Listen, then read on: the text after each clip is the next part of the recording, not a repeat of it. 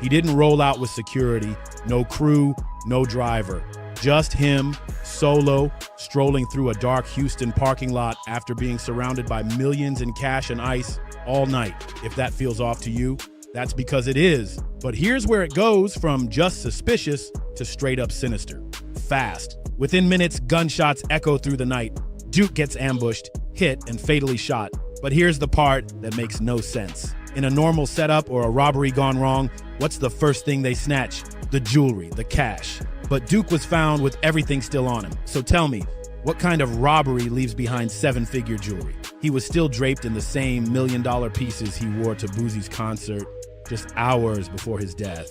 And then comes the real mic drop moment, that Louis Vuitton bag Duke carried everywhere, the one loaded with his unreleased one-of-a-kind jewelry designs, didn't just vanish into thin air. Nope, it showed up inside Boosie's house. Let that sink in for a second. Houston PD even confirmed it. Now, whether Duke handed Boosie the bag for safekeeping during the dice game, or Boosie ended up with it after the fact, that's the piece of the puzzle nobody wants to explain. We don't know the full story. And invites him in.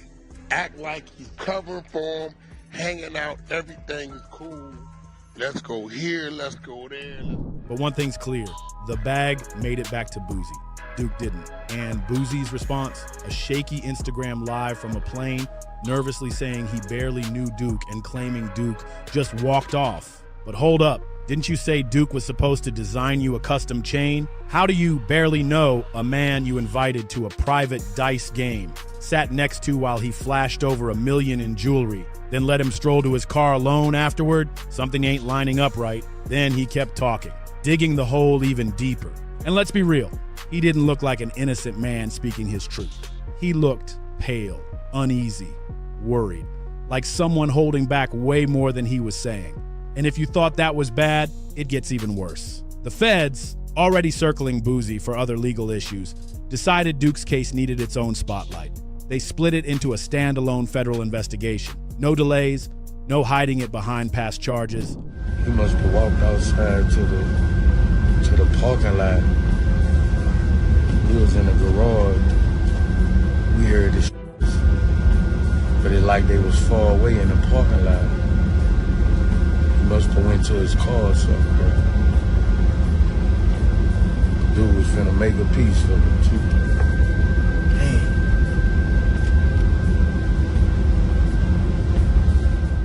Just a laser-focused hunt for the truth about Duke's death.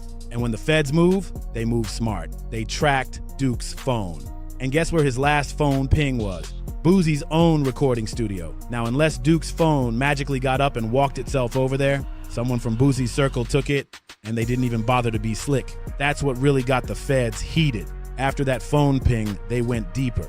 They searched Duke's rental car forensically, and boom, they found fingerprints from Boosie's nephew and Boosie's cousin all over it. And just when you think this whole thing couldn't twist any darker, it does. A witness, someone who was just outside the building casually smoking, stepped forward. They said they saw Duke walking alone toward his car. Everything looked calm at first, but then, out of nowhere, Boosie's nephew slid out from the shadows like he'd been waiting. Duke, sensing that something was way off, allegedly swung first, tried to defend himself. He fought back, but he didn't even have a real chance. One quick motion, and Boosie's nephew allegedly pulled the trigger. Cold. He said, what?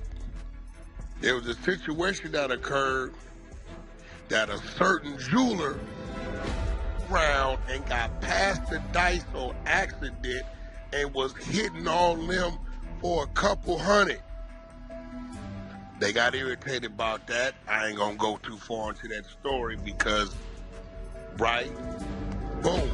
The only way they could get their money back was however their money back. He said, but Lil Cam Wolf and Big Caprice are the three designated to say I'm up, I got the next, and they passed the dice to each other, but they loaded what they... And here's the part that makes it clear this wasn't no simple robbery. They didn't even try to stage one. Why? Because it wasn't about stealing, it was about silencing, making sure Duke never talked. And then, instead of vanishing with the evidence, they kept the bag. That's not sloppy, that's straight arrogance. And you know who else caught on to all this? 50 Cent. He's been paying attention, dropping little hints, reposting the whispers, connecting the dots. It's not on paper, it's not official, but everybody in the game knows it's real. Artists, influencers, even pro athletes, they've all heard the same whispered warning. If you're moving through Houston and you don't check in with J. Prince Jr. and the Mob Ties circle, you're playing with straight fire. But here's the dark twist. Nobody wants to say out loud. What happens when the same people you're checking in with are the ones setting you up? Let's be crystal clear. J. Prince Jr. was the host of that dice game. The same exact dice game Duke attended. The same host, the same setup, where Takeoff was later killed under almost identical circumstances. I gotta do my research, see what Julie might have been down there shooting dice. But nevertheless, to all the entertainers, you know, Dukes of Hazzard was one of my favorite shows, right? I don't know if y'all watched that. I was thinking about Daisy Dukes for a reason. I don't know why I said that. You know, one might go with it, may not go with it, but I don't know. If the math is math, and let it math. But entertainers, beware of with J. Prince Jr. And once Duke ended up dead, too, that whole check-in culture started feeling way less like protection and way more like a setup wrapped in a smile. Because if J. Prince Jr. really ran the city the way he claims, the way he flexes his power, then how come two men didn't make it out alive from dice games tied to his name? How does that even make sense? Even Whack 100, who usually stays quiet on heavy street stuff, couldn't hold his tongue. He spoke up, throwing fuel on the fire, saying way more people know the truth than they're admitting. And once Whack 100 dropped his bomb, the street started buzzing louder than ever. He hinted that there's more footage, more audio, more people who know exactly what went down that night. Word is, some insiders are already talking to the feds quietly, trying to save themselves before the hammer drops. Meanwhile, the internet detectives are piecing it together in real time. Slow motion clips of the dice game, background voices, even shadows on the walls are being analyzed frame by frame. And every new angle just makes it look worse for the Mob Ties circle. But here's where it gets even messier. Rumor is Duke wasn't the only one who felt that dice game was off. Another guest, someone big in the industry, was ready to walk out too, but got convinced to stay. And now that person is laying low, not answering calls, staying silent, because maybe they saw too much. When he talked about, let's go shoot some dice, because the loaded dice crew of 3, Cam Wolf and Big Caprice. We know Lil Cam in there because I believe somehow, some way, was caught up in the dice situation. Rest in peace, Takeoff. I don't know what's going on. But what I do know this, J. Prince Jr. got a whole thing, and when y'all come into town. And you know who's loving every second of this chaos? 50 Cent. He keeps reposting cryptic captions like, it's always the ones closest to you, and check in with who, stirring the pot without saying names. And just when it felt like the storm couldn't get any heavier, the feds made their next quiet move. They started freezing accounts, pulling phone records, and grabbing surveillance from every angle around that building. Word is, they even tapped into private security cams from nearby businesses. And what they found? It doesn't match the story Mob Tie's been pushing. Behind closed doors, Boosie's team is panicking. People close to him are suddenly going ghost, deleting socials, changing numbers, laying super low. And you know what usually follows that? Somebody's about to fold under pressure. Because the feds don't just knock, they squeeze until somebody cracks. And here's the kicker. Rumor says J. Prince Jr. hasn't been moving the same since. The man who used to show up everywhere with his chin high is now barely being seen in public. Some say he's hiding. Others say he's working the phone, trying to lock down favors to keep this whole thing from blowing wide open. Meanwhile, Duke's family, they're demanding answers and they're not backing down. They want justice and they're starting to lawyer up with some serious heavyweight attorneys. And when family mixes with federal pressure, oh, it's only a matter of time before the cracks turn into a full-blown collapse. After the shooting, Whack 100 straight up called it a scam ring. Hold on, bro. Didn't they say Fifth Ward earlier that day shooting dice? Yep, that's a fact. That word been out, Whack. That word been out. We been out that memo. And then, so I've been getting hit all day, and it got to the point at the thing, Quavo like, that into dice. He said J. Prince Jr. has a whole playbook, inviting entertainers, playing the friendly host, getting them relaxed, and then leading them into a dice game where his people quietly surround them. It's a setup dressed up like hospitality. And now, Word on the street says some artists are quietly backing away. Labels are pulling out of Houston events, promoters are canceling shows, and the city's starting to feel radioactive. Even 50 Cent can't resist airing it out. He's reposting clips, dropping not-so-subtle captions like, "This is bigger than y'all think," and calling out the entire game. Some say he's playing with fire. Others think he's just the only one bold enough to say what everyone else is too scared to say. Meanwhile, insiders claim Boosie is in full-blown panic mode. The feds are pressing harder than ever, splitting Duke's case apart from his old gun charges and digging laser-focused into that night. They're reportedly looking into everything. Boosie's mansions, his financials, even his son's digital trail, pulling receipts left and right. But the real chaos, it might be coming from inside. Allegedly, Boosie's own girlfriend slipped up and told someone that Boosie ran back inside that night, looking shook, like he was clearly hiding something. And yet, he's still out here pretending he knew nothing about what went down. This is all Boosie keeps telling anyone who asks. He didn't know, he didn't see, he wasn't involved, but now people are wondering, if Boosie falls, who's he dragging down with him? Because Boosie doesn't move alone. That's what this nigga J. Prince Jr., boy, these niggas got all kind of shit going on down there. They say, he said the jeweler nigga got past the dice. He didn't even know the motherfuckers was loaded. He just think he hit. These niggas is mad as a motherfucker. Cause they like, nigga, how you pass this nigga the loaded dice on us? Now, word on the street is that some artists are quietly distancing themselves. Labels pulling out of Houston events. His nephew's tied up in this. His cousin's name is floating in the mix. And now his name is tangled directly with J. Prince Jr., who's already under heavy pressure after Takeoff's death. The threads keep crossing, and all roads lead back to the same table. And just when you think it couldn't get more chaotic, it does. Finesse 2 times, the same artist Mob Ties once proudly backed, is now switching sides and airing things out. One minute he's shouting out J. Prince Jr. in interviews, the next he's barely mentioning his name. It's obvious something flipped behind the scenes. At first, the fallout was quiet. Finesse just stopped popping up around Jr. No more concerts together, no backstage hangs, no random cameos. Then the whispers started getting louder. Turns out the whole thing might have started over a woman.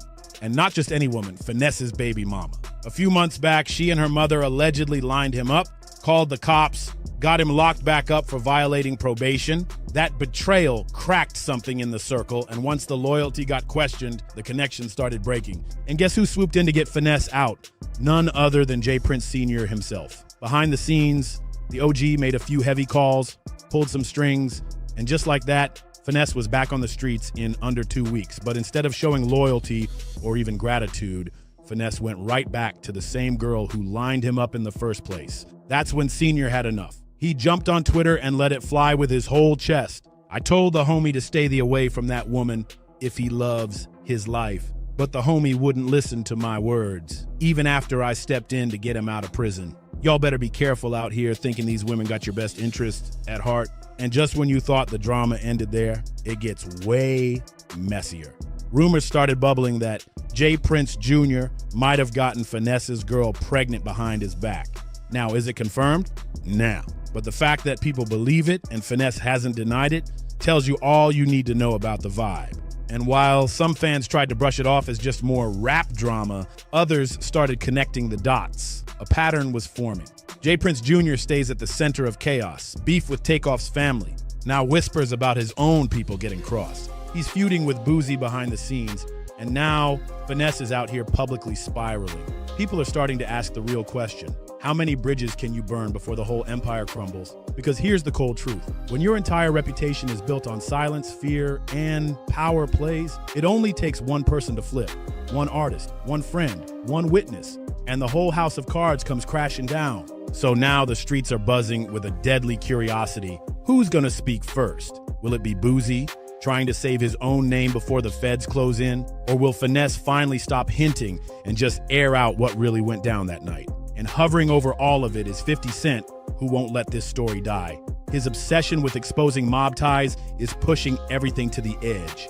The question is, will J. Prince Jr. do what nobody ever thought he'd do? Will he break the code of silence, throw somebody under the bus and save himself? Behind the scenes, Federal agents are quietly combing through everything tied to Boosie. They're checking his entire estate portfolio, his Baton Rouge mansion, his Georgia land, even tracing every single dollar that's moved through his accounts. So now, Boosie isn't just being investigated, he's being surveilled around the clock. And don't forget, this isn't just about Boosie. Jay Prince Jr. is right in the line of fire too. The artists are backing away, the labels are backing away. The city's starting to feel cursed. This ain't just rap beef anymore, this is Ryko energy. And here's the real ticking time bomb. Duke's killer might already be caught on camera. All it takes is one person to sell that footage to TMZ, to the feds, or whoever comes with the right price. And if that video ever sees the light of day, it's game over. The whole empire comes crashing down. No more whispers, no more guessing, just the cold, ugly truth on full display. So stay tuned, because this story, it's far from finished. Like, share, and subscribe, and see what's really going down in our hood next. You know, and you see things like the white party be there, and then they have a little baby like in a sandwich. They're hugging him from the front and the back and stuff. He is absolutely one of the best human beings in the planet. All right, we're at a party, everyone's drunk. You know, it's a 13-hour party. People drink a lot of alcohol. Bro, it's 100 people at the party. We in the middle of 100 people. There's nothing weird we could be doing in a party.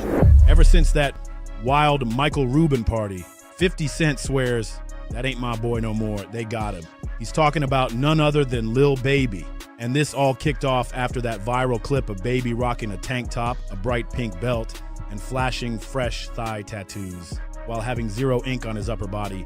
People online are roasting him hard, saying that move is straight up bizarre. But here's where it gets spicy. 50's convinced this isn't just about questionable style choices. He says Baby's whole vibe changed after that lavish Hamptons white party, where cameras caught Rubin sneaking up and hugging him from behind like they've been best friends forever. According to 50, this could be a full-on humiliation ritual, something certain rappers allegedly go through to keep their fame alive and their careers untouchable in the industry.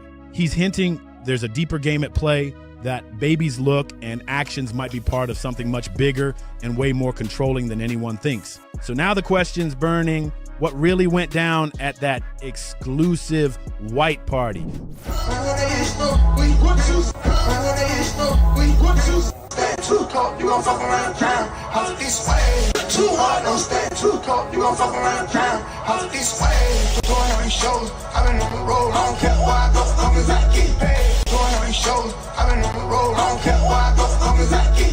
Who exactly is Michael Rubin, and why does he seem so locked in with the hottest young rappers in the game? Let's get into why Lil Baby's name is all over the internet again. And not for a chart-topping hit. The man just stepped out with brand new ink. But here's the twist. His very first tattoos are on his thighs. Fans are losing it because for years, Baby swore in interviews he would never touch his skin with a needle. Now, fast forward to 2025, and the story's flipped. Baby's got 90s on one thigh and Baby on the other, proudly showing them off in fresh Instagram pics with the caption, "Back in that mode." He's out here rocking shorts like he's in a runway shoot, making sure those thigh pieces get the spotlight. And that's not all. There's a bold CBF tattoo snaking down the side of his lower left leg, first revealed in a July 4th IG post. We just finna let this nigga do this. We finna let Lil Baby come out here in his booty coochie shorts and just pop out with his hand in his slit and just, yeah, that's just what we do. Fans spotted it immediately and had plenty to say. The comment section turned into a conspiracy chat room overnight, with people dropping lines like, "Humiliation ritual, I'm sorry you let them get to you," and "The industry got a hold on my boy." One even joked, "Lay off them shorts before they turn you into a meme." But it didn't stop there. Things really popped off when a new video of Lil Baby went viral. He was on stage performing in those same shorts, rocking a tank top and that eye-catching pink belt. And here's the kicker. He kept yanking his shorts up mid-performance just to flex those fresh thigh tattoos. The internet went wild. In the comment sections, people were basically saying 50 Cent was right from the jump. He is absolutely one of the best human beings in the planet.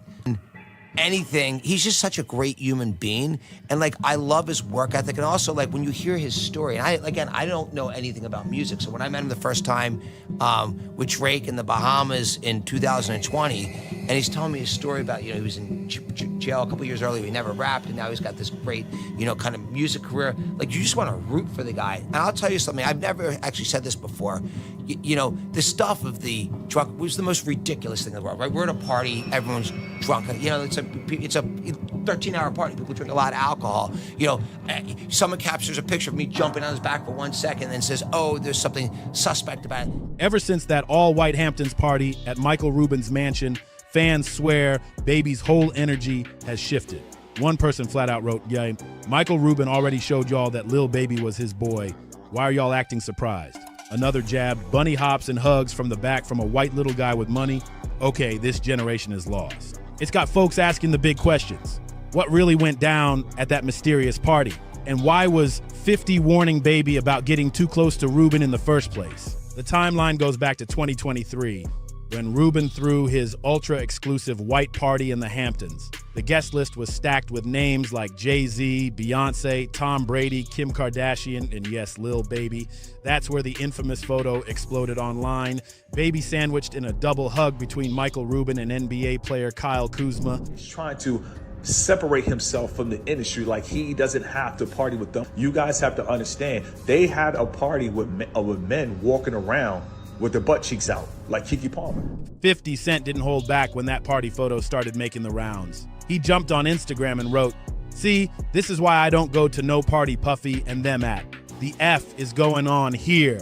Then he added, "Get the F off my young man," making it clear he wasn't feeling the vibe at all. And then came another viral shot. Michael Rubin hugging Lil Baby from behind like they were lifelong buddies, but it didn't stop there. Baby later posted a video of himself on a private jet with Rubin, laughing and cracking jokes about the photos that had the internet in a frenzy. That's when 50 doubled down, saying, "This is exactly why you never see me at those parties." To him, it was a red flag, plain and simple. Some thought 50 was just being petty for clicks, but others, they've been whispering for years that there's something strange about these high-profile industry parties. Fans call it secret initiation vibes, like some kind of behind-the-scenes test young rappers have to pass if they want to truly level up in the game. Apparently, the nonstop talk started to get under Lil Baby's skin. He clapped back, warning people not to mess with his name. On Lil Yachty's podcast, he even admitted the memes bothered him so much that he asked Rubin for the actual security footage from that night, just to prove nothing shady happened. When that picture came out, I literally made Mike Rubin go to his security camera in his house, go to the footage and get the whole time, but I just never, I ain't even gonna post it on the internet.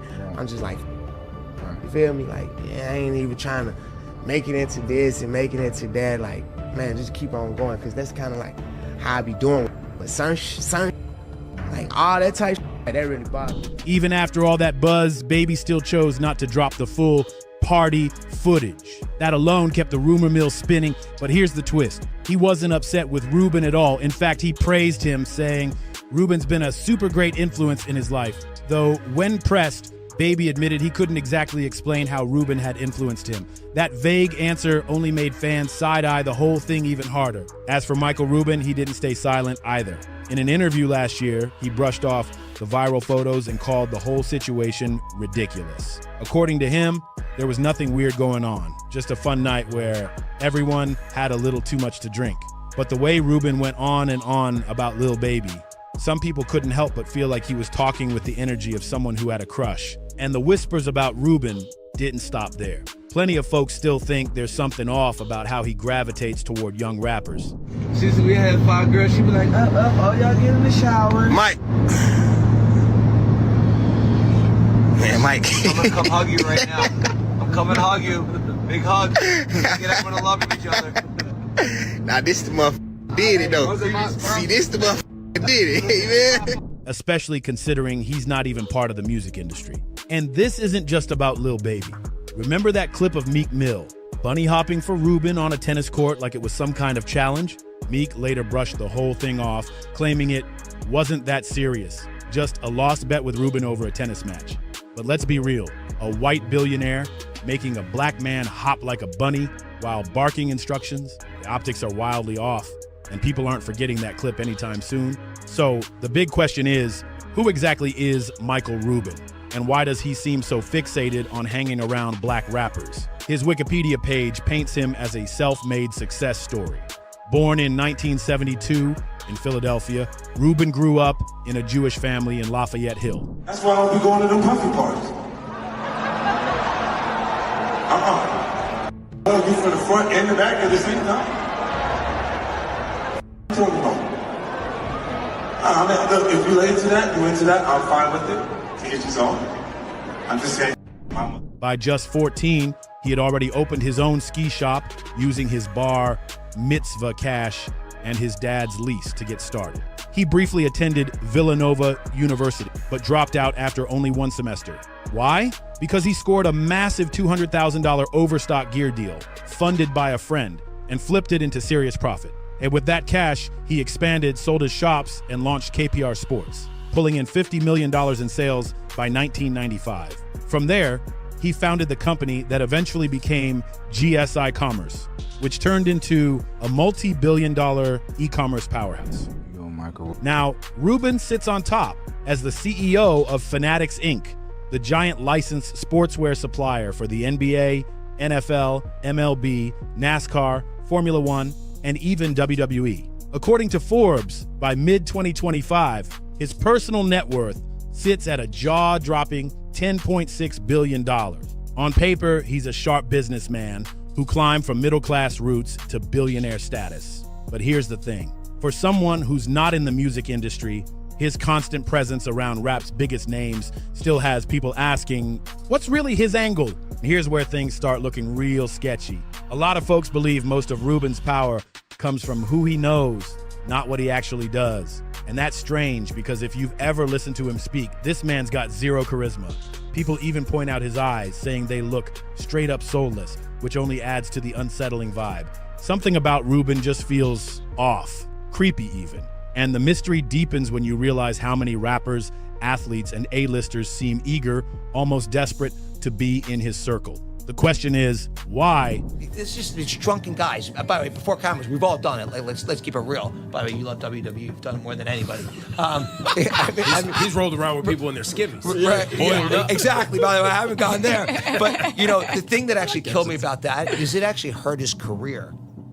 Last year, and I felt like I've always wanted to help people make. He's on a good build back. He's right crushing now. He's crushing. And He's I was just with him with Trav and him in London. But it actually, like, the thing is, he's such an extraordinary human being, and he's such a special person. And like, if you think about, people who just want to hate on social media, who like one picture of, a bunch of drunken people could be turned into something that it wasn't. Now here's where it gets interesting. Rubin's famous all-white party wasn't even his original idea. That whole concept was made legendary by Sean back in the late 90s. Sean's Hamptons white parties were the hottest ticket in the game, drawing the biggest names in music, film, and sports. Fast forward to now, and many of those same faces have simply migrated to Rubin's guest list. Take Leonardo DiCaprio. Photos show him living it up at Sean's white party in 1997, and then again smiling at Rubin's all-white party just last year. Same story with Jay-Z. There's a shot of him and the late Uptown Records founder Andre Harrell at Sean's 2003 bash. And then years later, he's back at it with Beyonce at Rubin's place in 2024. It's got people talking hard. The theory? Rubin didn't just take inspiration from Sean, he took over the whole scene. If the whispers are true, Rubin's all-white party isn't just about champagne toasts and designer outfits. It could be the perfect setup for something far more calculated. Think about it. You've got a mansion full of billionaires, megastars, and influencers all drinking, all letting their guard down. Cameras are everywhere, but not the kind you see on Instagram. Go, count out loud.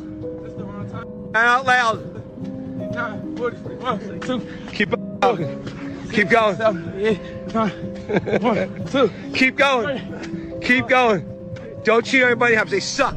The theory making waves online is that these gatherings might be a way to collect insurance, the kind of compromising moments that can be used later to keep people in check. Some folks claim this is exactly how certain power players in Hollywood and the music industry have kept their grip on influence for decades. And here's where it gets wild.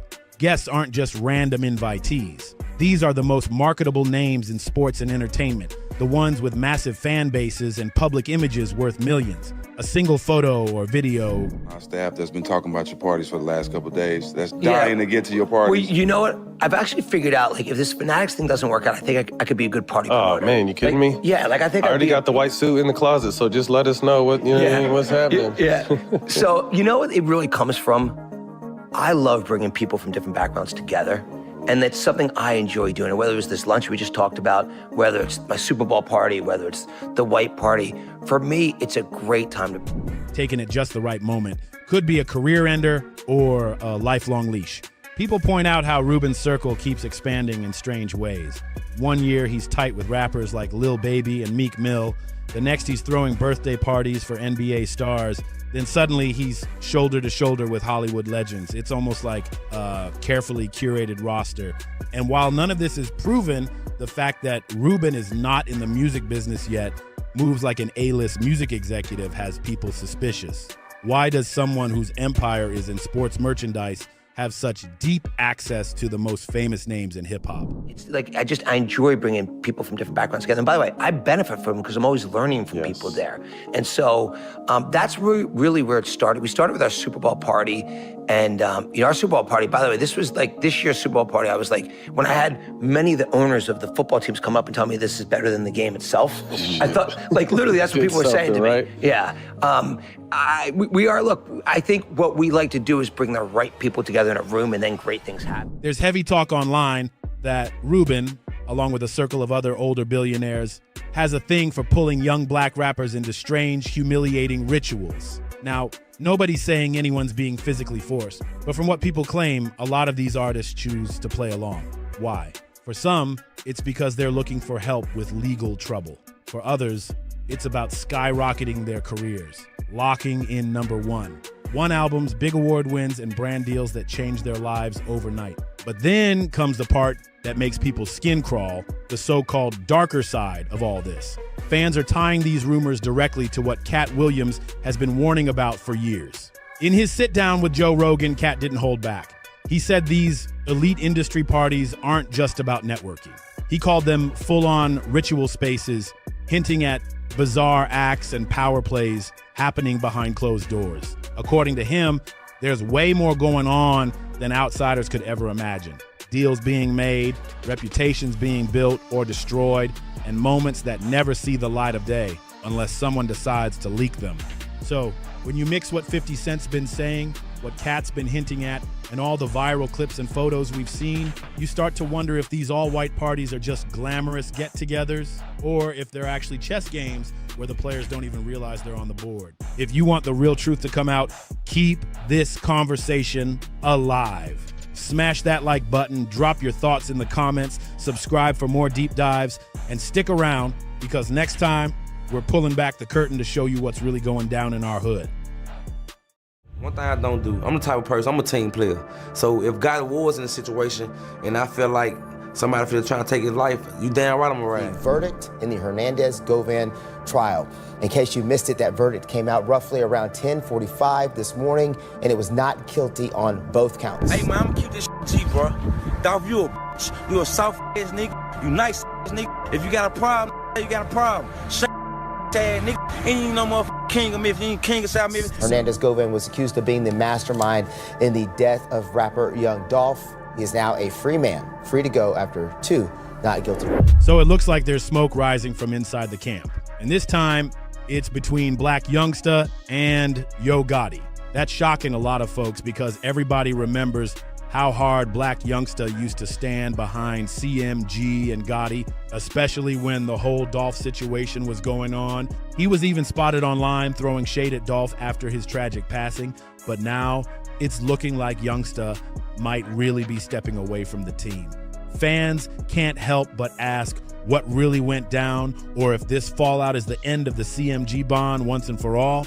Here's what sparked it. Just a few days ago, Black Youngsta went viral after quietly scrubbing CMG out of his bio and claiming he was moving solo. Now, to be fair, a lot of people weren't fully shocked because he's pulled stunts like this before. Just last year, right before Yo Gotti's birthday, he did the same exact thing, only to still show up and celebrate with Gotti like nothing happened.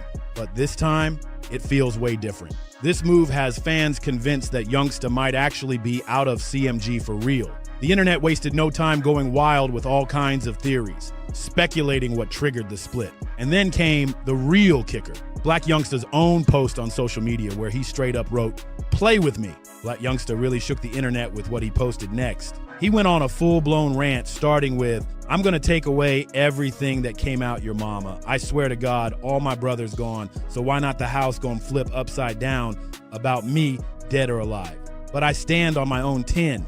That's why I'm respectful and respected everywhere I go. I'm the realest dude you'll ever run across. All my people know for sure I hold this ish together. Loyalty, that's all we know. The house don't go against the house. That's how my grandma raised me. God bless everyone." Where you at, dog? See the laughing back? You see me? Dog fat cuz. Where you at, dog? Where you at? Where you at? We in Cash Stadium right now. We just left the store. Where you at right now, dog? That alone had people raising eyebrows. But he wasn't finished. He dropped another post right after saying, "These dudes see B4 and they still misleading the youth like they some type of mob bosses. Bro, I'm going to bed right now and it's 11 a.m. I'm sick of these dudes and I'm going to lead by example. I'm going to show them why there's more to life. I blame the fake OGs, the fake big homies, the fake big brothers, the fake CEOs, the fake teachers, the fake people in your life not telling you right from wrong. But I understand it's hard to listen to BS from a BS person. I was once like you. I'm not afraid to admit it. God put me here to help you go through whatever it is you're dealing with." That first post had folks saying it felt like a warning, but the second, way more direct. And fans were quick to put two and two together. They're convinced this was aimed at Yo Gotti. Why? Because Gotti has always bragged in interviews and even in his songs about being influenced by mob bosses as the CEO of CMG. Even Yo Gotti's own name ties back to that image. He literally took Gotti from John Gotti, the infamous Italian boss of the Gambino family. So when Black Youngsta started firing shots, people instantly connected the dots, and he didn't stop there. Youngsta kept pouring fuel on the fire with another post saying, "Don't ask me about no dude you don't see me with. I don't allow nobody I don't respect around me. For real, for real." And let's not forget, this came the exact same day he scrubbed CMG out of his bio and declared himself independent. So of course, fans assumed his phone had to be blowing up with people asking what really went down between him and Gotti. But he wasn't done talking. He doubled down, writing, 90% of the people you see me around, it's only business for me. For real, for real. Majority of my friends are gone. I don't make new friends for sure. The 1% you never see me with, we like real brothers. It's love, loyalty to the end with us. But truth be told, I'm cool on that fake love and loyalty from a few people that been faking too long at this point. I'm cool with standing alone. I'm cool with knowing I put trust in the wrong people a few times. I wash my hands. Then he closed it with a statement that had everybody's jaw dropping. No more making it look good. We either cool or we not. Either way, I'm cool. I'm not like your favorite rapper, allegedly. I live what I rap, whole time. Dudes just sound good on songs. If I'm lying, God can take my soul in the next 5 minutes. No cap. I cut a lot of people off I thought was real like me. Black Youngsta didn't hold back. He said folks around him were either yes men, snakes, disloyal, ungrateful, don't believe in God like me, or think they bigger than the program. That statement alone had fans digging even deeper, asking one big question: why now? Why did Black Youngsta finally cut ties with CMG after standing by so long? Had a hit on Dolph Head or whatnot, so. How do you know that Big Juck had a hit on Dolph's head? Quick had told me about it. How much money was it supposed to be? $100,000 on Dolph Head. And had you agreed to do this hit? Yes, sir. Had Justin agreed to do this hit? Yes, sir. One of the strongest theories fans are running with points straight to the Dolph case. Recently, Hernandez Gavon, the man prosecutors painted as the mastermind behind Dolph's situation, was actually found not guilty on August 21st, 2025. He beat the charges of cold-blooded act, attempted serious crime, and conspiracy.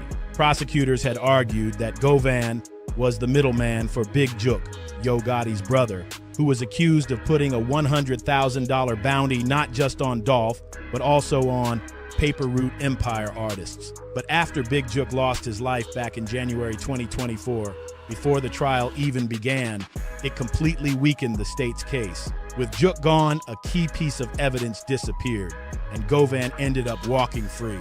That twist might have shifted the whole landscape.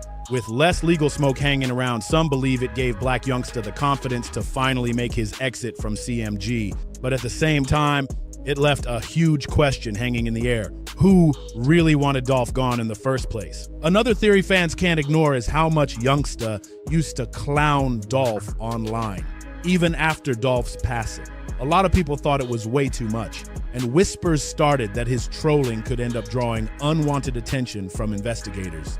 Word on the street is Yo Gotti himself wasn't happy about Youngsta dragging Dolph's name after he passed, especially when people close to Gotti were already being suspected of ties to the situation.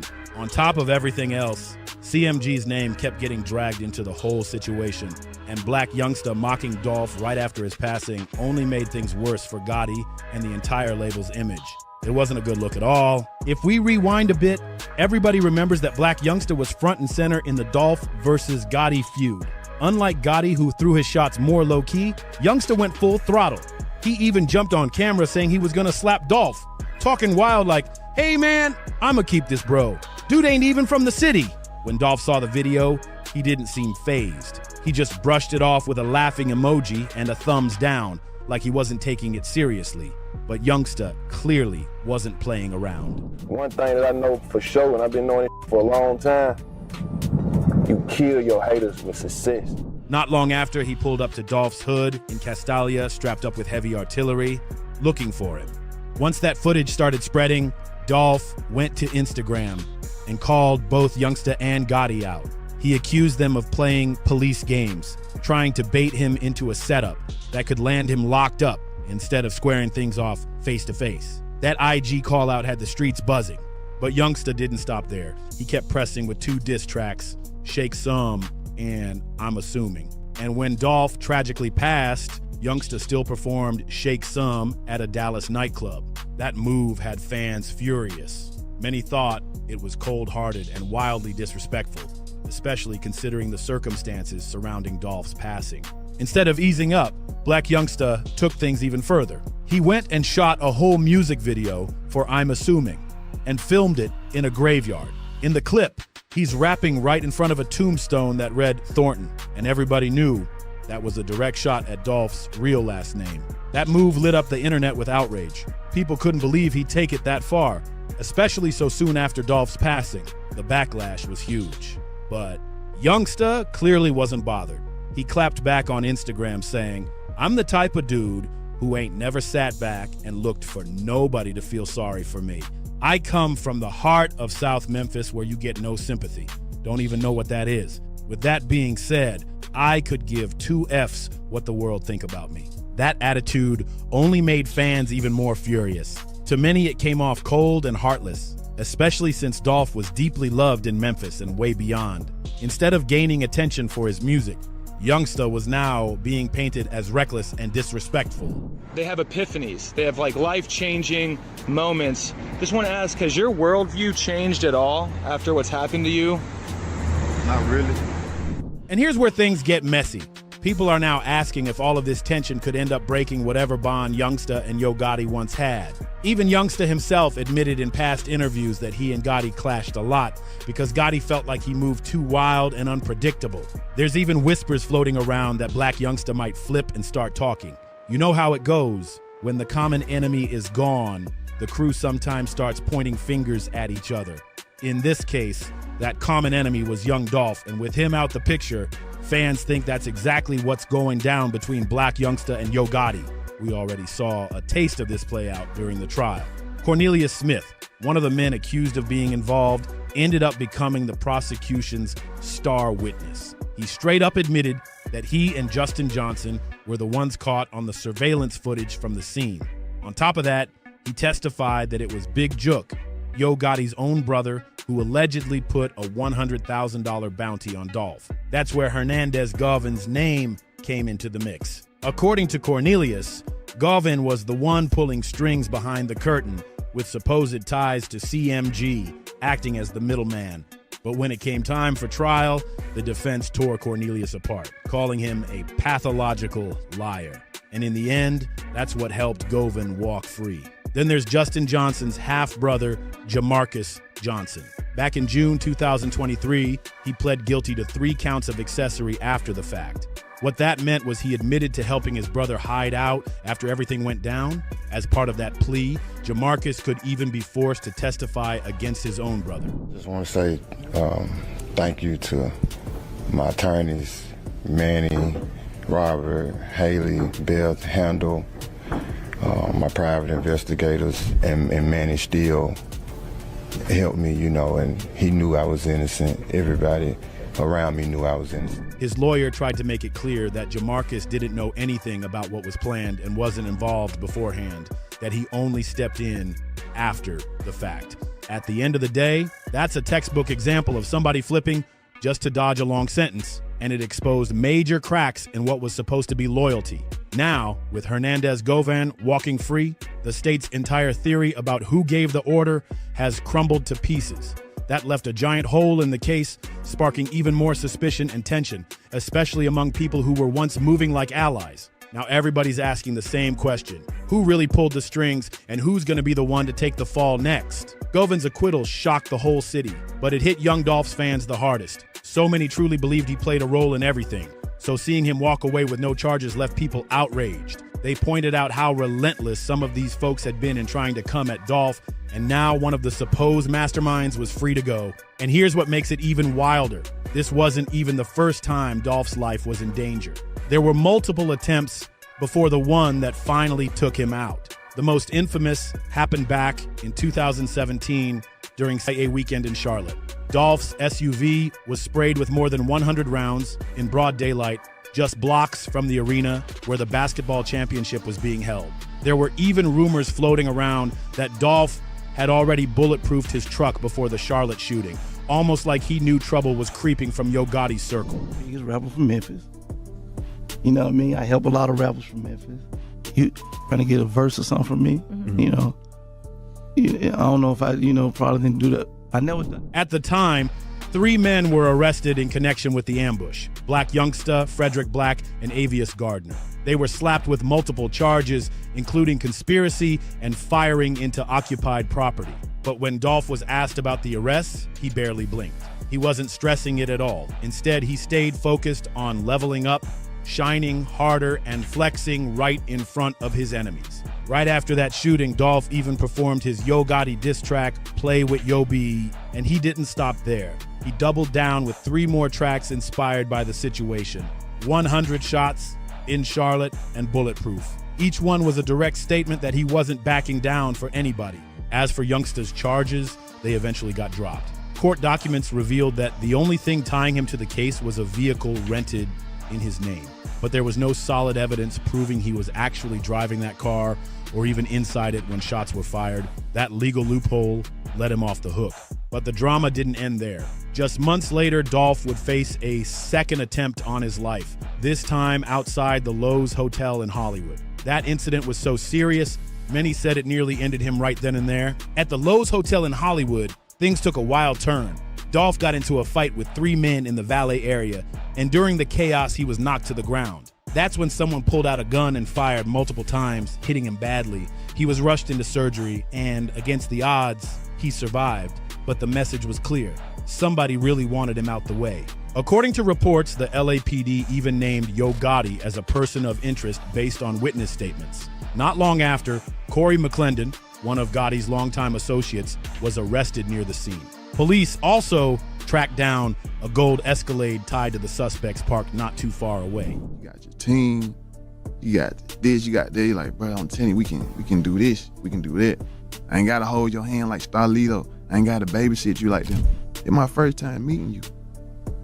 You gonna really sit and downplay your artists and throw your artists up on the bus to try to persuade me in to come over there? No, it's just, I can't respect that. But just like in Charlotte, the charges didn't stick. McClendon was released, and to this day, nobody has ever been officially charged for that shooting.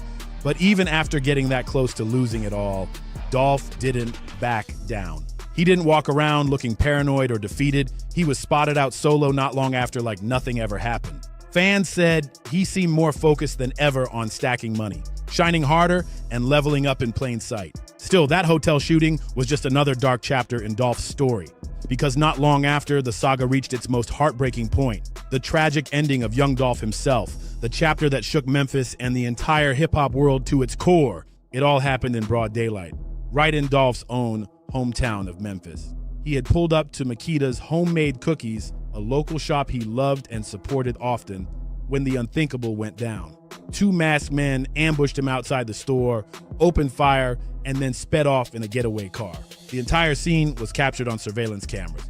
And just like that, Memphis lost one of its most respected voices. The city was shaken to its core. What followed was a massive manhunt that had everyone in the city watching closely. Eventually, authorities arrested 23-year-old Justin Johnson, better known as Straight Drop, along with 32-year-old Cornelius Smith. Both men were charged in connection with Dolph's cold-blooded act, sending shockwaves through the hip-hop world. And of course, when people talk about Dolph's passing, the conversation always circles back to the long-standing feud between him and Yo Gotti.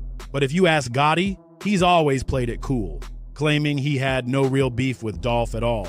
In multiple interviews over the years, Gotti has insisted he never wished anything bad on Dolph and was actually supportive of his rise. To prove his point, Gotti even pulled up receipts. He showed a text message he claimed to have sent Dolph back in August 2012, where he was nothing but positive, sharing encouragement, love, and respect. Yo Gotti has always claimed he never had any real beef with Dolph. The only thing he could even point to as a possible spark was the fact that he didn't jump on a song when Dolph asked. Other than that, he says he's just as lost as the public about why things spiraled so far out of control. From Gotti's side, there was supposedly no animosity at all. But if you flip the mic to young Dolph, his story hits completely different. Dolph once explained that back around 2012, when his buzz in Memphis was getting too big to ignore, and he was starting to break past city limits, Yo Gotti reached out with a deal. He wanted Dolph to sign with CMG, his own collective music group label. Now keep in mind, at that time, Gotti was already a big name, not just in Memphis, but across the country. For a rising artist, signing with him could have been a career-changing move, but Dolph said no, he turned it down, and according to him, that's when the tension started creeping in. But here's the twist. Dolph said it wasn't just the offer itself, it was how Gotti pitched it. He claimed Gotti basically shaded his own roster during the conversation, saying most of his artists weren't really that talented, that they always needed Gotti's help, and that Dolph was different. Gotti reportedly told him something like, "Oh, you don't need all that, you can be a superstar with me." But Dolph wasn't feeling it. To him, it sounded like Gotti was tossing his own squad under the bus just to reel him in, and that kind of politics turned Dolph off completely. He wanted no part of it. But then came another layer of tension, one that made the feud way more personal. Dolph claimed he had a relationship with Yo Gotti's baby mama, and when Gotti found out, that's when the real smoke supposedly started. Dolph never gave all the details, but he pointed to the artwork for his infamous diss track, Play With Yo BD. The cover showed a phone screen stacked with missed calls, allegedly from Gotti's baby mama to Dolph. Now, for some context, back in 2010, Gotti was climbing into the mainstream spotlight. His track 5 Star, with Gucci Mane, Trina, and Nicki Minaj, was blowing up and putting Memphis on the map. Gotti was riding high, repping the city strong. Meanwhile, Dolph was just breaking into the game with his second mixtape, Welcome to Dolph World, and already catching cosigns from Atlanta heavyweights like Gucci Mane, 2 Chainz, and OJ the Juice Man. He wasn't a superstar just yet, but Dolph's buzz was growing fast. By 2012, the whole dynamic had shifted. Yo Gotti was already a solid name in the industry, but Dolph was catching up quick. He was becoming a real force, and Gotti couldn't ignore it. That's when he reached out to Dolph to do a community show in Memphis aimed at uplifting the youth. There's real footage from that event. Gotti and Dolph side by side on stage, the only known time they ever performed together. In that moment, it looked like the two might actually be cool, maybe even allies. That show took place in August 2012, the very same time Gotti was allegedly pitching Dolph on signing to CMG. But according to Gotti, August 24th, 2012 was the last time they ever spoke. After that, there's no public record of them having any conversations or working together again. On the outside, it looked like things were still fine, but behind closed doors, the cracks were already showing. Subliminal shots started flying in music. Whispers in the streets got louder, and the tension only built from there. Over time, the feud got uglier and uglier until the tragic day when Dolph's life was cut short. And after that, the streets started moving on their own.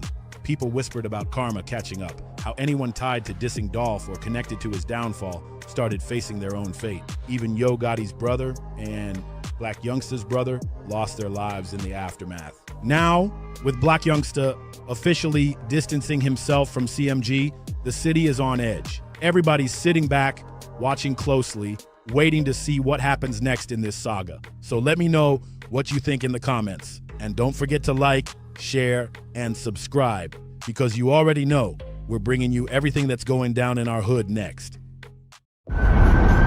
Yes, Charleston White is correct. I'm a rapper, not a dealer. Be sure to catch my new show, 50 Cent, 50 Ways to Catch It. See that Meechon concert got the streets talking. The biggest Meechon, the streets back, that's what I'm talking about. That's how real niggas come home and get it down. 50, who own your masters? Who own your masters? I buy your masters. You better. I will buy your masters. 50 Cent just straight up clowned Big Meech after word spread that Rick Ross might have scammed him out of a $120 million deal. Ross was out here promising blockbuster movies, huge projects, and a Hollywood glow-up for Meech, but in reality, nothing ever came through. Now, Meech is left looking broke, while 50 laughs and flips his name into a running joke all over the industry. Fans are even wildin', saying the only way this drama ends is with Meech stepping into a boxing ring with 50. Imagine that, Meech versus 50, headline of the century.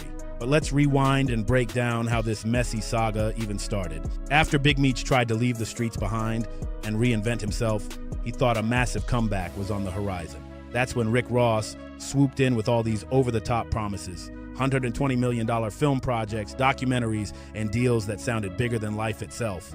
Ross was talking so big, you'd think Meech was about to walk straight into a Marvel-sized payday. Here's the clip where Ross made those promises, loud and crystal clear. He wasn't even whispering, he was flexing like he already had studios cutting checks. On paper, it looked like Meech was finally about to cash in on his legendary name. But the truth? Ross never delivered a single thing. Instead, it looks like he used Meech's legacy as a pawn to flex on 50 Cent. I do want to do a BMF film because you've been entertained by a lackluster, small budget series. Now it's time to do a big budget film. Which director? Shout out to my homie F. Gary Gray, Antoine Foucault, what's up? Tarantino, it's a lot of legends. This is gonna be big, I can feel it. His longtime rival, who's never been shy about throwing shots right back. While Ross was dangling movie dreams and chasing clout, 50 was actually the one putting up real bread. He bankrolled the BMF series, paid for Lil Meech's acting classes, and gave him the stage to shine. Those are real receipts. Ross just smoke and mirrors. And it wasn't only 50 saying this, people close to him backed it up too. Tony Yayo himself broke it down, making it clear who really did the heavy lifting. And now, the word on the street is that Big Meech is straight up frustrated, broke, and waking up to the cold truth that Rick Ross only linked with him just to take slick shots at 50 Cent. That's the part that stings the most, because instead of leveling up like a boss, Meech is out here looking like a pawn in another man's chess game. But the fake promises, that was only the warm-up. Things hit a whole new level of messy once Meech's own son got thrown in the mix. Lil Meech was caught on camera hanging out with Ross at the club, and that's where the drama started spiraling out of control. Just days earlier, leaked texts had supposedly shown Lil Meech saying F Ross. Then boom, he's suddenly spotted right next to him, chilling like nothing ever happened.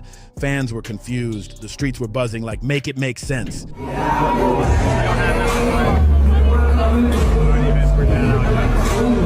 The video instantly went viral, cameras flashing, the room lit up red, and there's Lil Meech and Rick Ross shoulder to shoulder.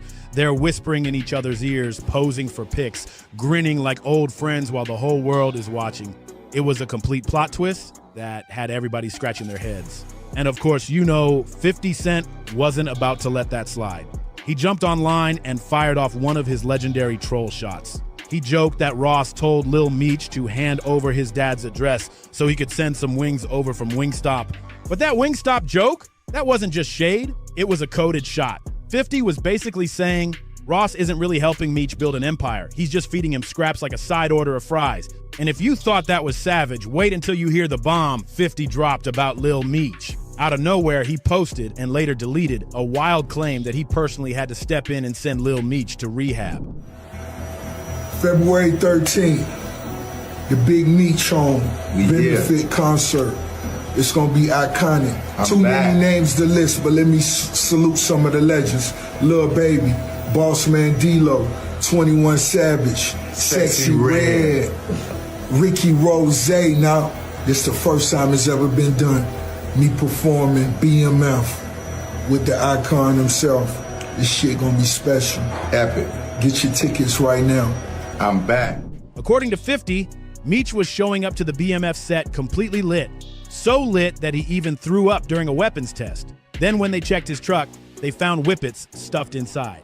50 even admitted he didn't know what whippets were at first. He had to Google it. And he painted the whole thing like he was the responsible one stepping in, trying to save Lil Meech from crashing out, while his own father was out here co-signing the same reckless habits. And it's not like this was just talk.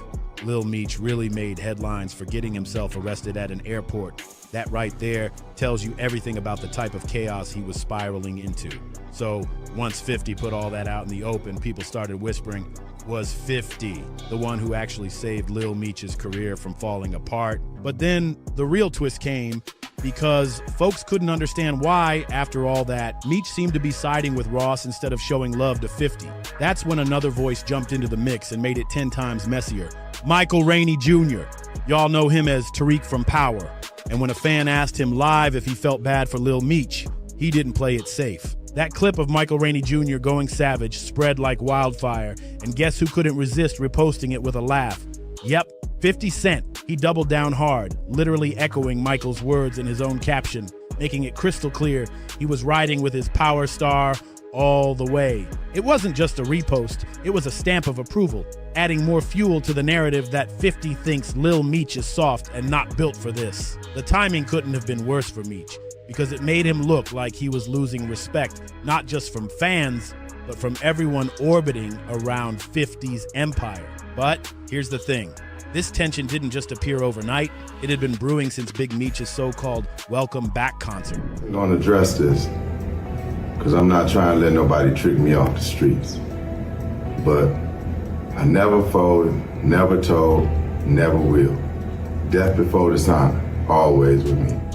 When Meech came home, the streets expected fireworks, a major celebration stacked with rap heavyweights. It was supposed to be a historic night. But instead of keeping 50 Cent, the man who turned his story into a TV empire, front and center, Meech leaned on Rick Ross to push the event. There's even a clip floating around of Ross hyping it up like it was going to be the most legendary comeback concert ever. But that big move, total disaster.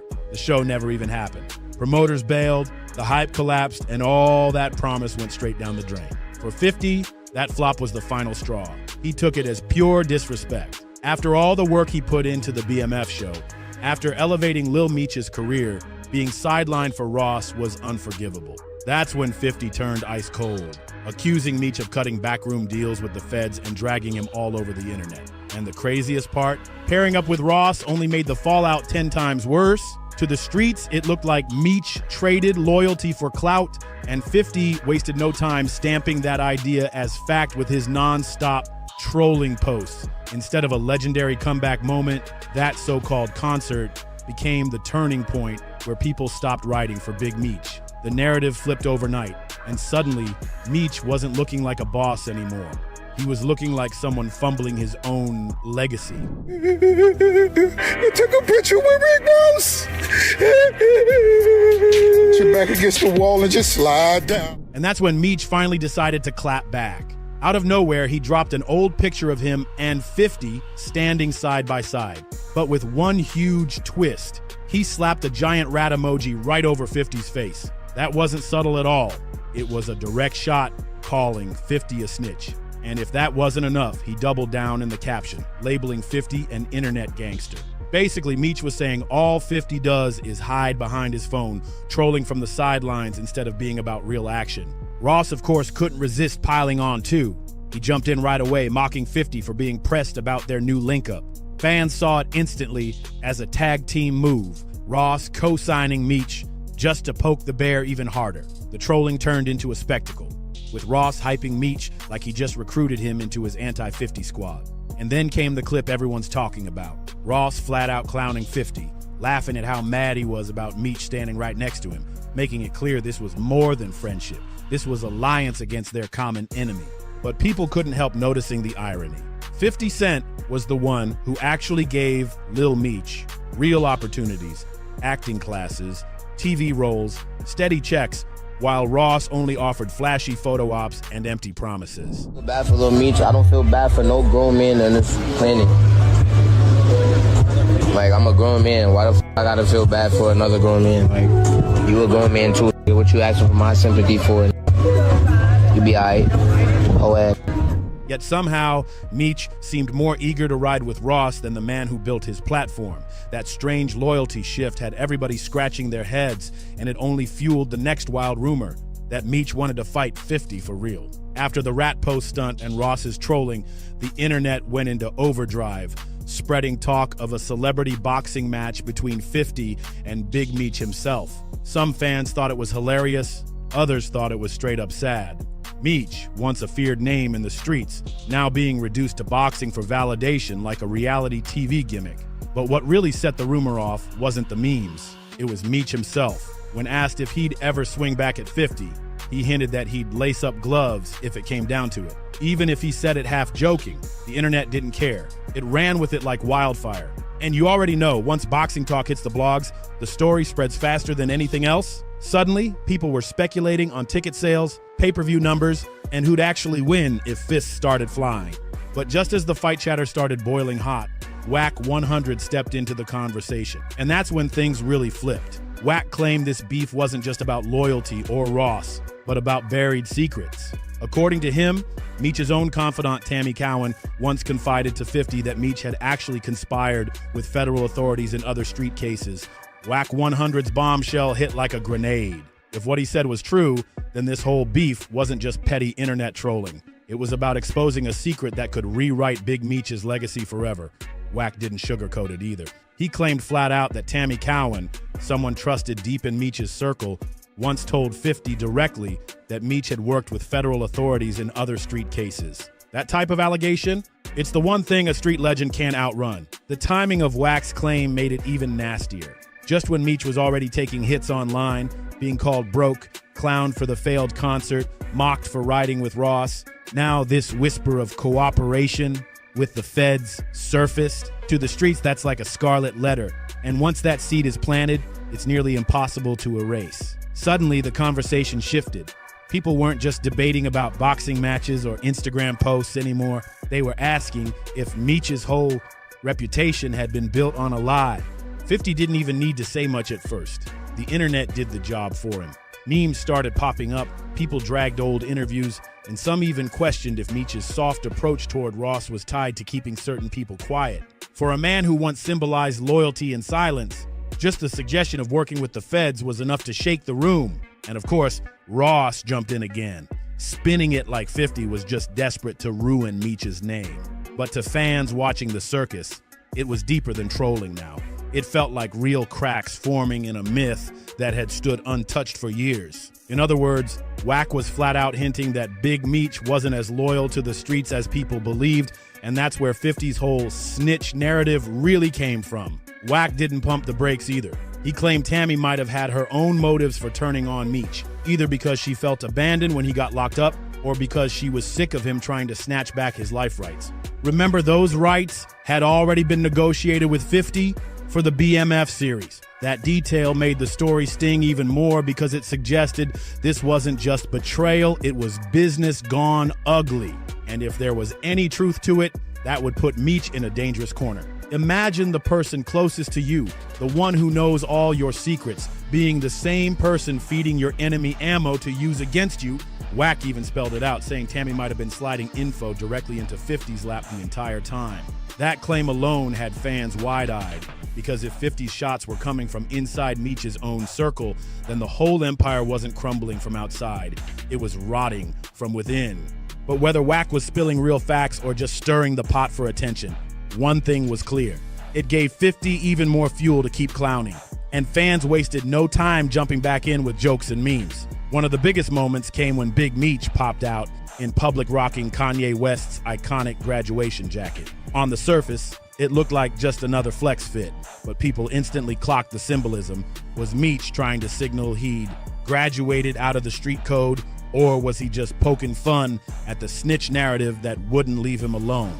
That graduation jacket wasn't just a flex, it was a message. Fans immediately pointed out that's the same Kanye album that outsold 50 back in their infamous 2007 sales battle. Some laughed it off like a funny coincidence, but others swore Meech rocked it on purpose, as a slick way of poking at old wounds and clowning a former ally who once stood beside him. Either way, it sent shockwaves because it looked like Meech was leaning into 50's biggest loss just to stir the pot even more. But what stood out most wasn't the jacket. It was 50's silence. Normally, Curtis Jackson is the first one to screenshot a goofy pose or flame a fit online. This time, nothing. Not a post, not a meme, not even a petty caption. And that's exactly why people started whispering that 50 was holding back on purpose, saving his ammo for something bigger. Because when 50 skips an easy roast, it usually means he's loading up a heavier shot. And when he finally lets it fly, it hits like a nuke. At this point, it's crystal clear. This isn't just trolling anymore. 50 has locked in on Big Meech like it's a personal obsession. Most beefs fade away after a few weeks, but with Meech, every single move sparks another response. Some say 50 feels betrayed. He put Lil Meech on, gave him the platform, only to watch him cozy up to Rick Ross, his sworn rival. Others say it's deeper, that for 50, it's about power and dominance. He doesn't just want to win, he wants to crush anyone who dares cross him.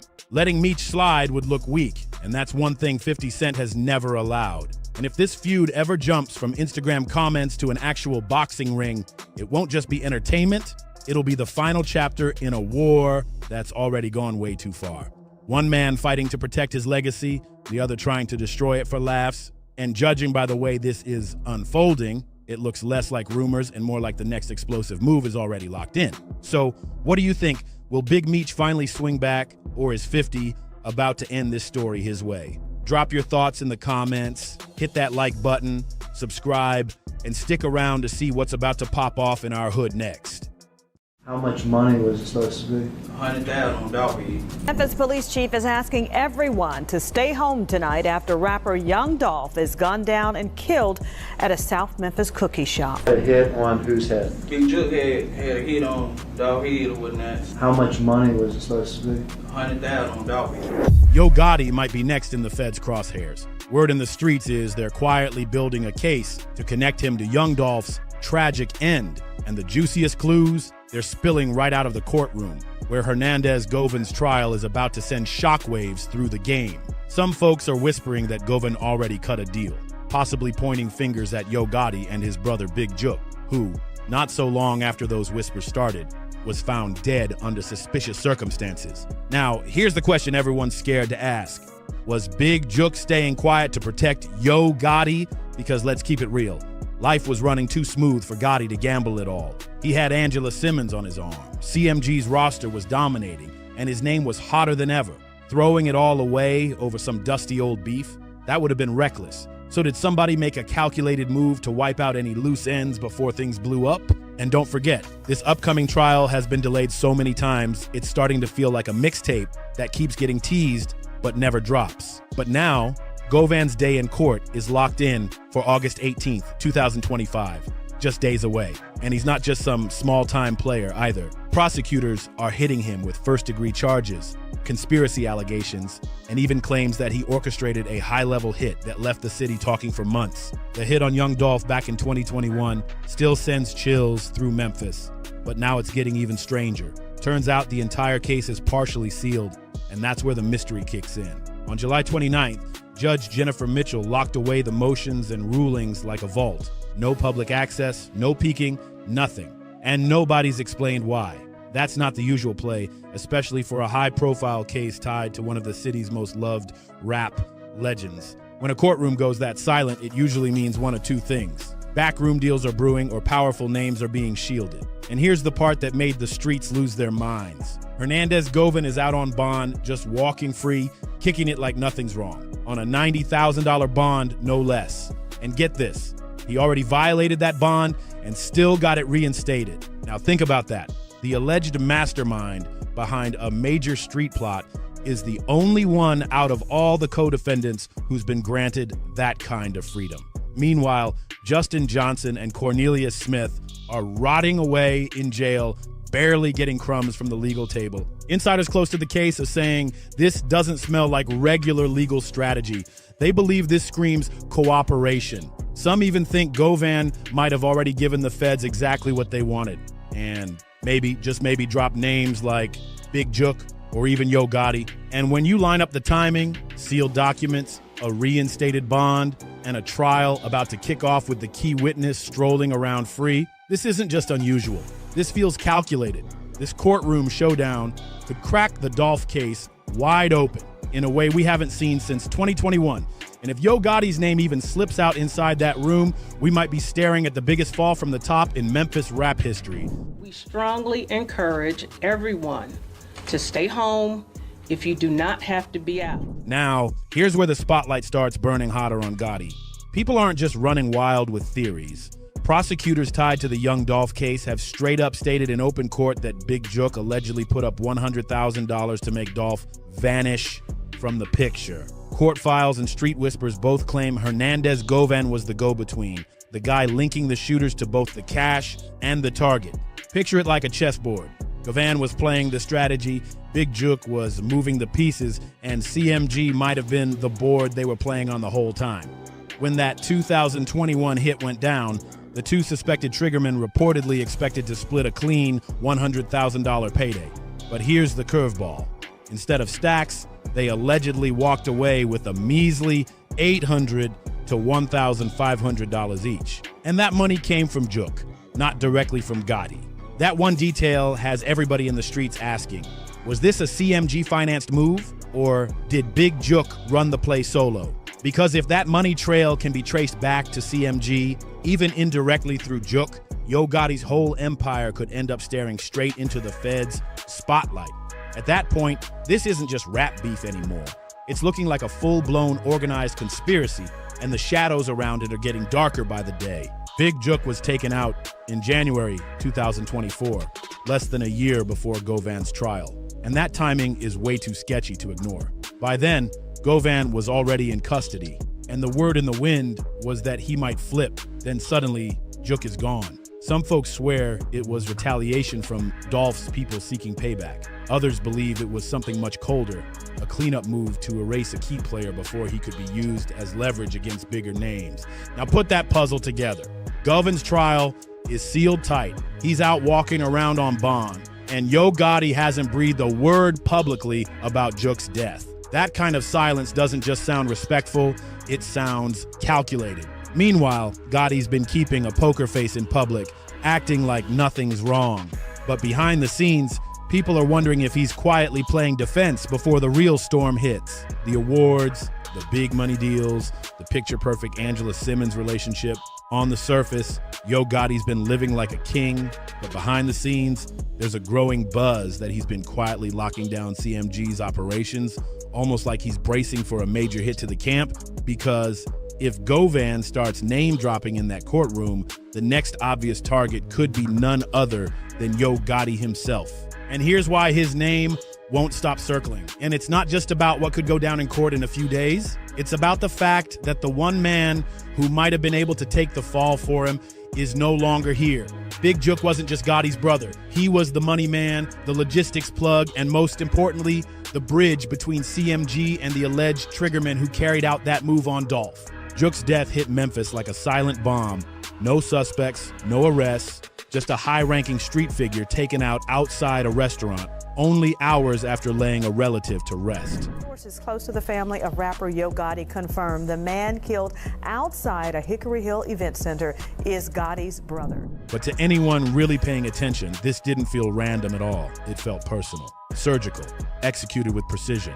The chilling part, he was targeted right after attending a family funeral, in an environment calm enough for someone to make the play without any chaos, almost like it was meant to be over in seconds. Whether or not Big Jook was actually about to flip, just the possibility had people whispering. And in Memphis, that kind of talk is enough to put a target on your back. The part that really keeps the streets buzzing, how Yo Gotti moved after the fact. Or better yet, how he didn't move.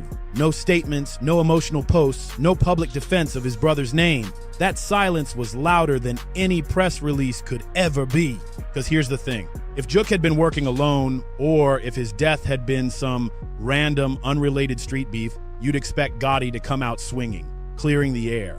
But he didn't. And that's why people can't shake the idea that this wasn't just revenge, but possibly a calculated cleanup job to keep certain names off paperwork, especially with the feds circling and the Dolph case warming back up. Some even believe taking Jook off the board bought Gotti valuable time, a little breathing room to tighten up his legal game before anyone came knocking. But losing Jook was only the first domino to fall. His personal life took a hit too. Not long after his brother's death, Angela Simmons didn't make a scene, didn't go messy, she just walked away. Quiet, respectful, on her own terms. Just weeks before Hernandez Govan's long-delayed trial was finally locked in to begin, Angela Simmons dropped the quiet bomb. She and Yo Gotti were officially done. No screaming match, no messy social media shade, just a soft-spoken breakup laced with phrases like all love and it was my choice. But anybody really reading between the lines could feel the tension hiding under that polished delivery. Her talk about being in a growing and healing season sounded sweet enough, but paired with the fact that her exit came right before one of the biggest legal moments of Gotti's career, that timing spoke volumes without her having to say a word. Sure, some folks blamed his non-stop schedule or even his rumored closeness with Glorilla, but others saw something deeper. The kind of legal smoke that makes high-profile names start rethinking who they're standing next to and what that loyalty could cost them. Angela's no rookie to this game. She knows once the feds start circling, the headlines don't just hit the target, they splatter onto everyone in the frame. And with whispers about this case still tied to a major street plot and an active federal investigation, being in Gotti's orbit could have put her directly in the splash zone. To many, her decision to leave when she did wasn't random heartbreak. It was chess. A strategic, quiet step out of the blast radius before anything blew sky high. Now with Angela gone, Gotti's circle feels smaller than ever. No brother, no ride or die, just pressure building. The heat closing in and a trial creeping closer by the day. But Angela wasn't the only one to quietly disappear from Yo Gotti's side. Black Youngsta did too. And you don't even need a breaking news headline to see something's off. All it takes is a quick scroll through his Instagram. This is the same man who made a name for himself going viral, flashing stacks of cash, clowning his rivals, and turning every post into a wild production. Now, dead silent. For someone who built his entire image on being loud, flashy, and even making it known he wanted to see Dolph out of the picture, this sudden vanishing act isn't just odd, it's unsettling. By 2025, Youngsta's presence has nearly evaporated, and both fans and industry insiders are clocking it. Some say he's laying low on purpose, maybe even following direct orders from Gotti to avoid drawing any extra attention while the Govan trial creeps up. But others think it runs way deeper. Whispers say he might already be under heavy legal restrictions, or worse, sitting in custody with the whole thing kept quiet. CMG doesn't feel the same anymore. The whole camp's energy has shifted. Yo Gotti's name isn't getting shouted out like it used to. The flashy branding and wild flexes have been swapped for something cleaner, calmer, and more neutral. It's almost like the entire squad is moving in stealth mode on purpose, as if they can feel a storm brewing and nobody wants to be caught in the flood. Angela Simmons, are you telling me right now you're in your single girl era again? Yeah, I'm telling you that. Black Youngsta's silence hits even harder when you remember his history with Dolph. The tension, the open disrespect, the back and forth shots in music and online. If anybody was going to speak up, it would have been him. But this time, nothing. Not a post, not a comment, not a whisper. Whether it's loyalty, fear, or part of a bigger legal game plan, nobody knows for sure. But the timing is just too perfect to ignore. At this point, the moves around CMG don't look random at all. They look coordinated. And if you've been paying attention to how the feds work, you already know the playbook. They start at the bottom, then work their way up. First, they snatch the shooters. Next, they lean on the middleman. Then they corner the money man. And when the whole structure is mapped out and the loyalty starts cracking, that's when they make the final move. On the boss. Right now, Gotti's looking more and more like that end target. We've already seen the early stages.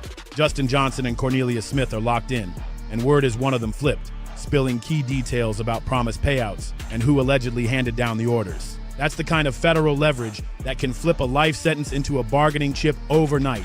And right now, all eyes are locked on Hernandez Govan. If he's truly cooperating, the feds aren't just looking at street-level players. They're digging into who bankrolled, mapped out, and greenlit the move on young Dolph. If Govan has handed over text threads, Cash App receipts, or anything tracing payments back to CMG leadership, that's the kind of evidence that can shift everything into RICO territory. And once the government can paint the picture that a hit was planned, funded, and executed through a structured network, the whole thing stops being street business and becomes a full-blown criminal enterprise in the eyes of the law. The pressure isn't just rising, it's at a boiling point. And all of this CMG storm loops right back to that infamous day in 2021 when Dolph was taken out in broad daylight at Makita's homemade butter cookies, an attack that shook Memphis to its core. What started as a tragic loss for the city is now unraveling into something far bigger, a layered, calculated operation that's being dismantled piece by piece. And if prosecutors can connect every dot from the shooters to the middlemen to the bankroll, then this stops being a local Memphis case and transforms into a full-scale RICO takedown, with the boss sitting at the very top of the target list. And if that day comes, Yo Gotti's name won't just get mentioned. It'll be splashed across paperwork in bold letters. An indictment like that would shake the entire Memphis rap scene to its core. Now, there's no official indictment yet, but the way Gotti's been moving lately, it's starting to mirror the exact pattern of someone bracing for one. He's not just quiet on social media, he's practically invisible. This is the same man who once repped Memphis on every stage, from red carpets to Rolling Loud, now fading into the shadows. That kind of retreat doesn't happen for no reason. It usually means serious legal plays are in motion behind closed doors. Meanwhile, Gotti's inner circle is crumbling piece by piece. Big Jook was taken out in public just as whispers about cooperation were picking up speed. Black Youngsta disappeared from the spotlight without a word, and Angela Simmons, she walked away quietly just weeks before Govan's trial date was locked in. One by one, the exits are stacking up, and they look a whole lot like Fallout. The real danger for Gotti? Cornelius Smith has already testified that Big Jook offered $100,000 to get Dolph out of the way, with Govan allegedly acting as the go-between. But here's the twist. That promised money was never fully paid. And when the streets and the courtroom both start asking why, the answers could land higher up the ladder than anyone's ready for. This is where the whole thing turns critical. Because in the streets and in the courtroom, broken promises often lead to broken silence. Hernandez Govan is the only major player in this case who's not behind bars or 6 feet under. And that fact alone has people convinced of one thing. He handed over something valuable. In a for-hire plot like this, the law doesn't care who physically pulled the trigger. Anyone who financed, planned, or knowingly made the move possible can be hit with the same weight of charges. If Govan turned over phone records, bank statements, or even showed how CMG funds might have been shifted in connection to the Dolph hit, that's more than enough to make the case. And the reason this trial is so pivotal isn't just about what's said in open court. It's about what's buried inside those sealed filings behind the curtain. Prosecutors don't lock cases down to protect the guilty. They do it to protect evidence still in play. And the fact that Govan's pretrial documents are hidden from the public screams that someone else is still under investigation. Here's the part that really hits. The feds have been using RICO to dismantle music crews for years, from Death Row to BMF to YSL. And if this CMG situation lines up the way some think it will, Memphis might be staring down the same kind of federal takedown that changed entire cities before. What starts as one violent act can snowball into an entire criminal enterprise in the eyes of the feds. And CMG is checking all the boxes. A label with real business structures, a paper trail of internal money flow, a history of high-profile conflicts and undeniable connections to violent street incidents. The Dolph case isn't just being seen as a rap feud that spiraled out of control. Prosecutors are treating it like a planned contract carried out with an organized structure behind it. That's exactly the kind of setup that throws the door wide open for a RICO prosecution. And here's the kicker. In that kind of case, Gotti doesn't need to have pulled a trigger, sent a message, or been anywhere near the scene. All they have to prove is that he knew the plan existed and allowed his network to make it happen. If that hammer drops, it won't just be Yo Gotti's personal downfall, it'll be the collapse of one of the most dominant camps in Southern hip-hop history. And from the way the pieces are lining up, that collapse might already be in motion. When the dust settles, Memphis might never look the same again.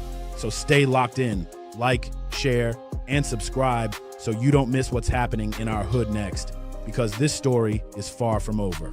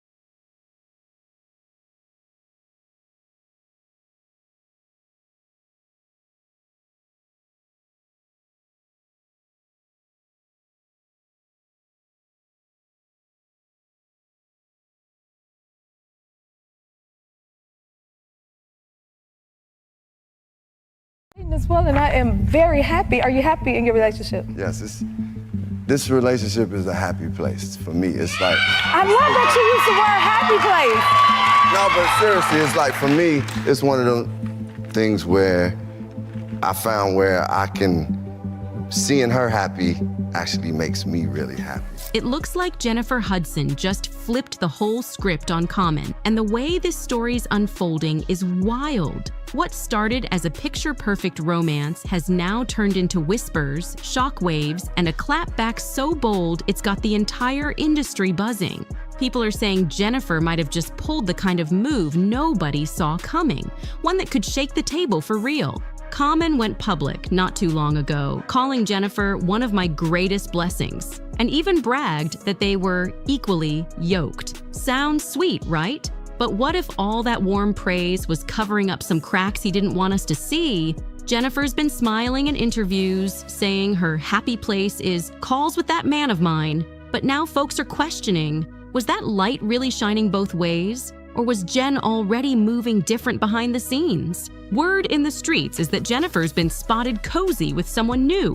Yeah, a whole new man. And this ain't just gossip. The whispers turned into pictures floating around, and those so-called receipts have fans convinced she's been playing chess while Common's been playing checkers. Imagine thinking you're holding the crown, only to find out somebody else has already been crowned king in your queen's world. And here's the kicker. Some sources say Common found out the hard way, blindsided like a ton of bricks dropping out the sky.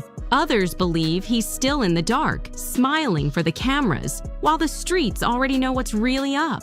Either way, this isn't your typical Hollywood breakup chatter. This is about pride, power plays, and a love story turning into a public showdown with no script to save them this time. But first, how did we even get here? This didn't just blow up out of nowhere. The warning signs had been flashing long before anybody spoke up. Jennifer Hudson and Common's paths crossed years back, both Chi-Town legends with trophies stacked high and reputations that carried weight in their own lanes. Speaking of EGOTs from the South Side, Jennifer Hudson, yes. Your girlfriend, how special is that relationship to you? Oh man, that relationship is one of the greatest blessings and most important things in my life, in my whole journey in life.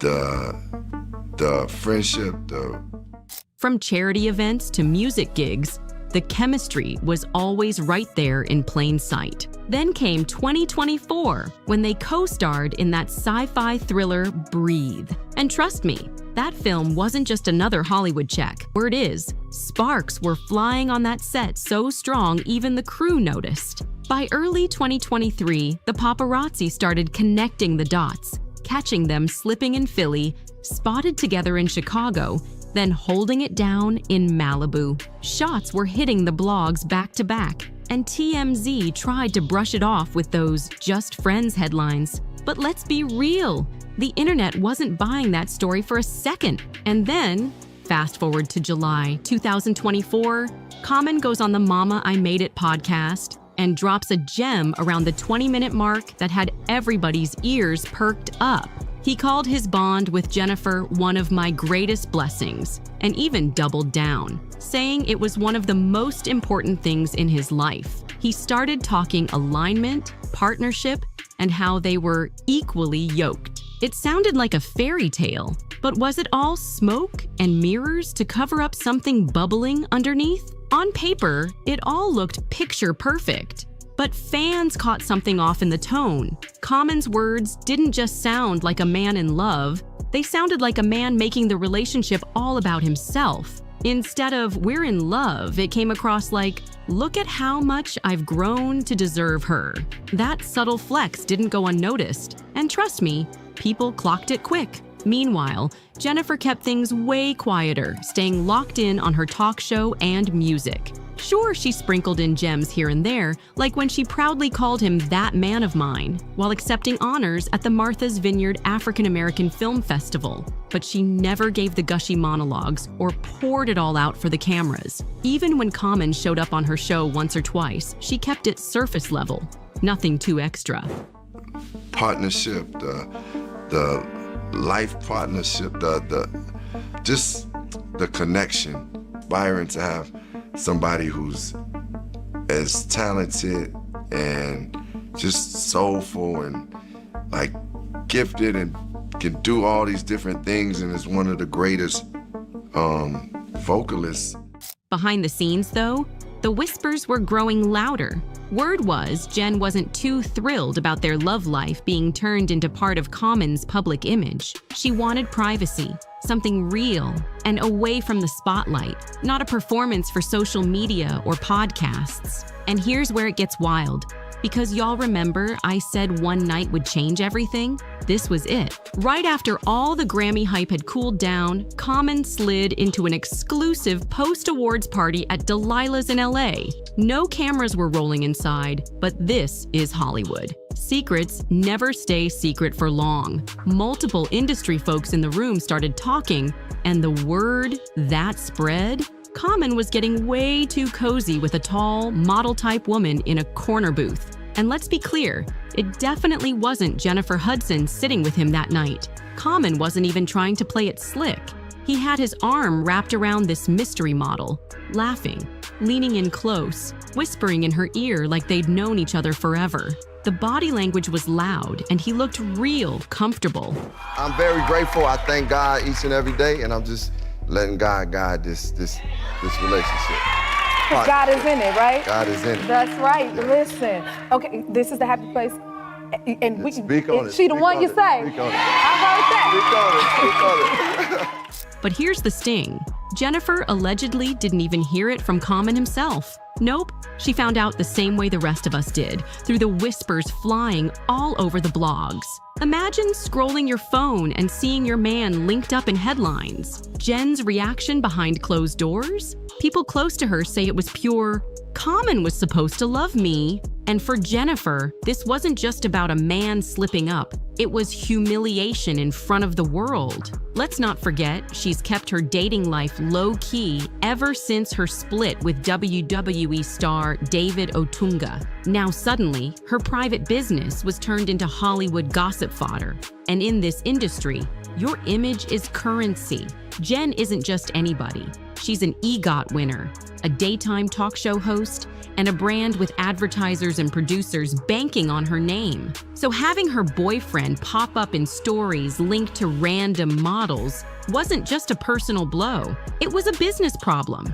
By this point, insiders say Jen had already iced him out in private, tossed a little shade in public, and sparked whispers across half the industry about patterns she'd noticed. But then she turned it up a notch. This time it wasn't just words. Allegedly, moves were made behind the scenes. And here's where the spin starts. Because Common didn't directly face it down. Instead, both camps kicked into damage control mode fast. Jennifer's team allegedly pushed out a narrative that she was laser-focused on her work and family, making it crystal clear her personal life wasn't open for discussion. At least, not on her terms. Boom. Common's rep allegedly stepped in quick, putting out a neat little statement claiming that he and Jennifer remain good friends and that the wild headlines don't reflect the reality of their relationship.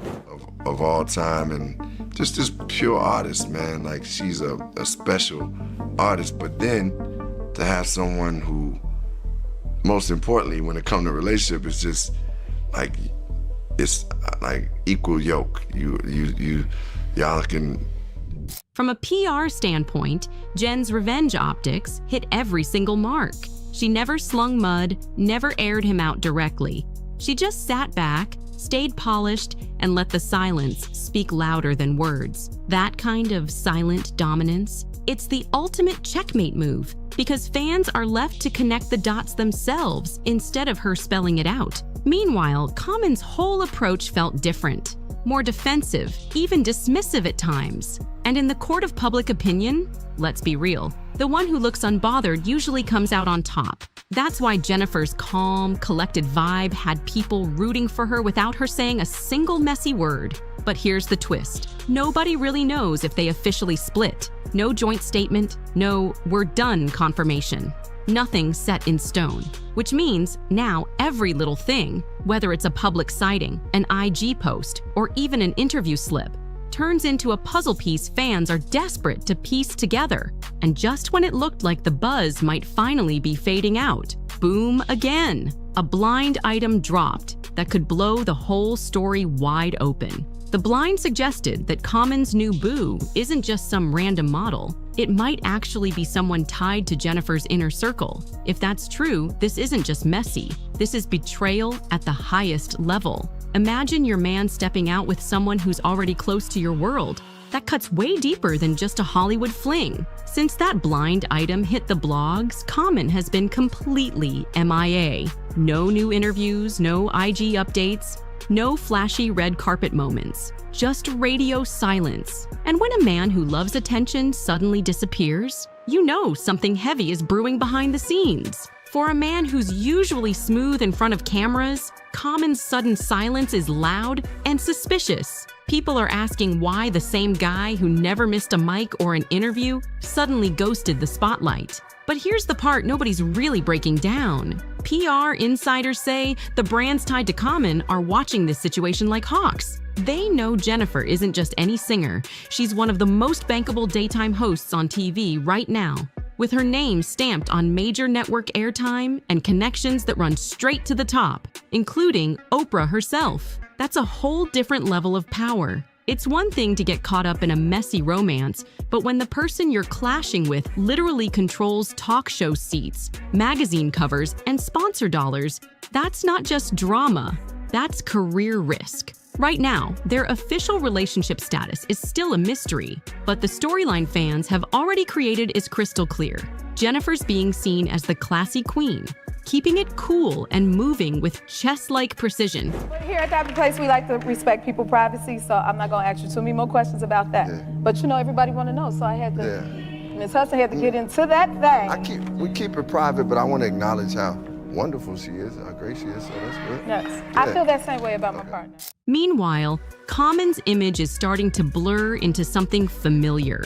People painting him as the charming but predictable guy who always lets history repeat itself. Some fans are even clowning him, calling him Common being too common when it comes to relationships. So the big question is hanging heavy. Did Common just fumble the most high-profile romance of his career? Or is the real plot twist that someone tied to Jennifer's very own circle, or maybe even her show, was part of this chaos? See, this isn't the first time people have side-eyed Common's love life. His dating history reads like a highlight reel of Hollywood power women Erykah Badu, Taraji P. Henson, Serena Williams, Angela Rye, Tiffany Haddish, and every time it starts off picture perfect, then quietly fades out with the same old story. Fans say it's a pattern, like Common just can't lock it down when things get too real. Back when he was with Erykah Badu, the breakup was so heavy he admitted he fell into depression. With Serena, the chemistry looked strong but ended without warning. Angela Rye, same script. He even admitted they split because he couldn't commit the way she needed. And Tiffany Haddish? That one really had the internet buzzing because they went public, made it cute, and then boom, it was over, with Tiffany saying she felt blindsided. So now, watching him and Jennifer Hudson unravel in front of the cameras, fans are saying it's déjà vu all over again. The charming smile, the deep words about partnership and growth, then suddenly silence and distance when the relationship gets tested. Some are even joking that Jen should have known better because Common has a rep for being romantically consistent, inconsistently. And the timing makes it even juicier. Jennifer's at the peak of her career, while Common's brand has been leaning on image more than music lately. So when the spotlight shifts to his love life and cracks start showing, the internet doesn't just see a slip-up, they see a repeat performance. And just like that, the teacup got blown wide open by the internet sleuths, and now everybody's watching their every move.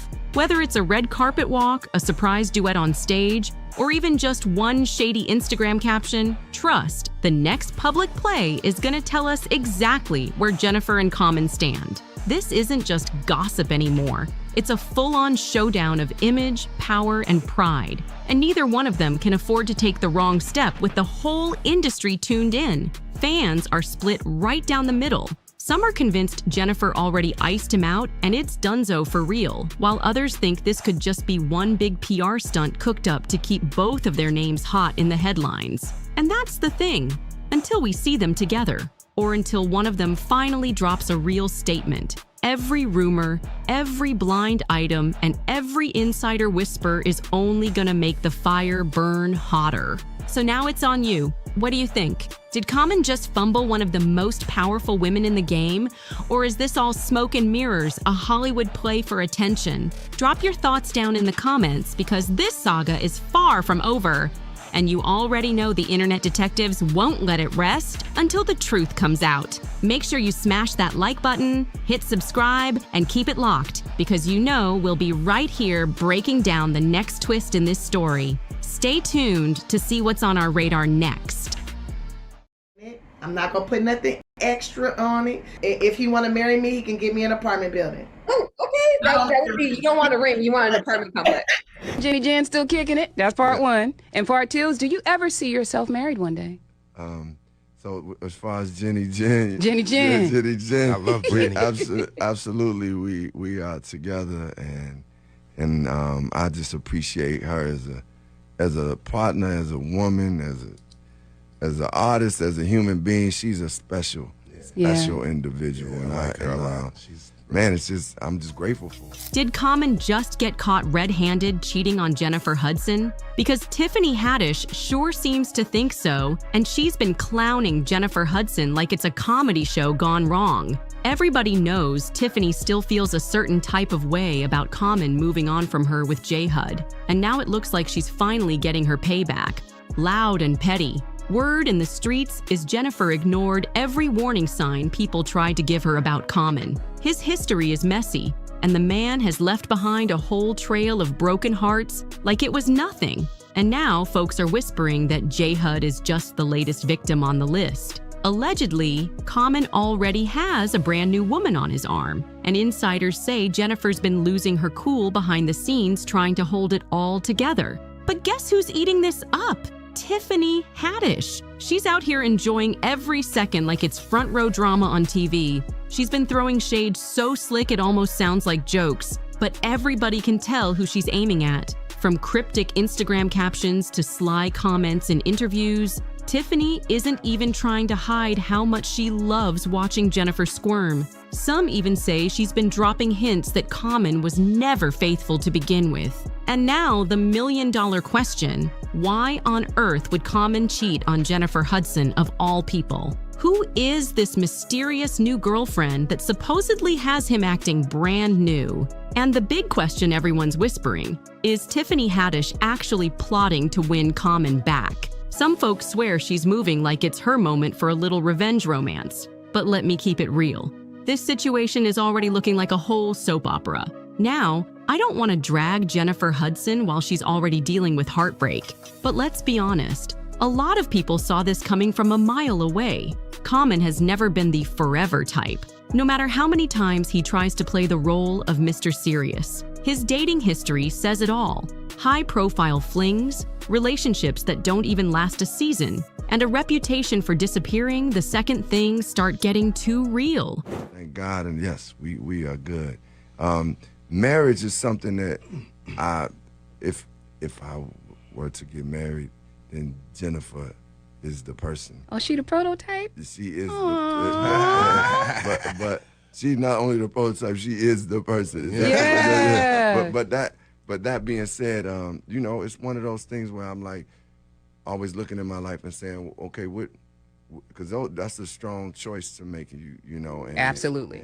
Fans really thought J-Hud would be the one to change that pattern. They believed she would finally be the woman to make Common slow down, lock in, maybe even start that fresh family life he always dodges. But now that dream looks like it's 6 feet under because the streets are buzzing heavy with talk that Common has been cheating on her left and right. Word is, Jennifer is absolutely crushed, especially after this man was just telling interviewers she was the one, even dropping hints about marriage and forever love. The nerve of it all. Talking about weddings in public while in private, he's supposedly running wild all over town.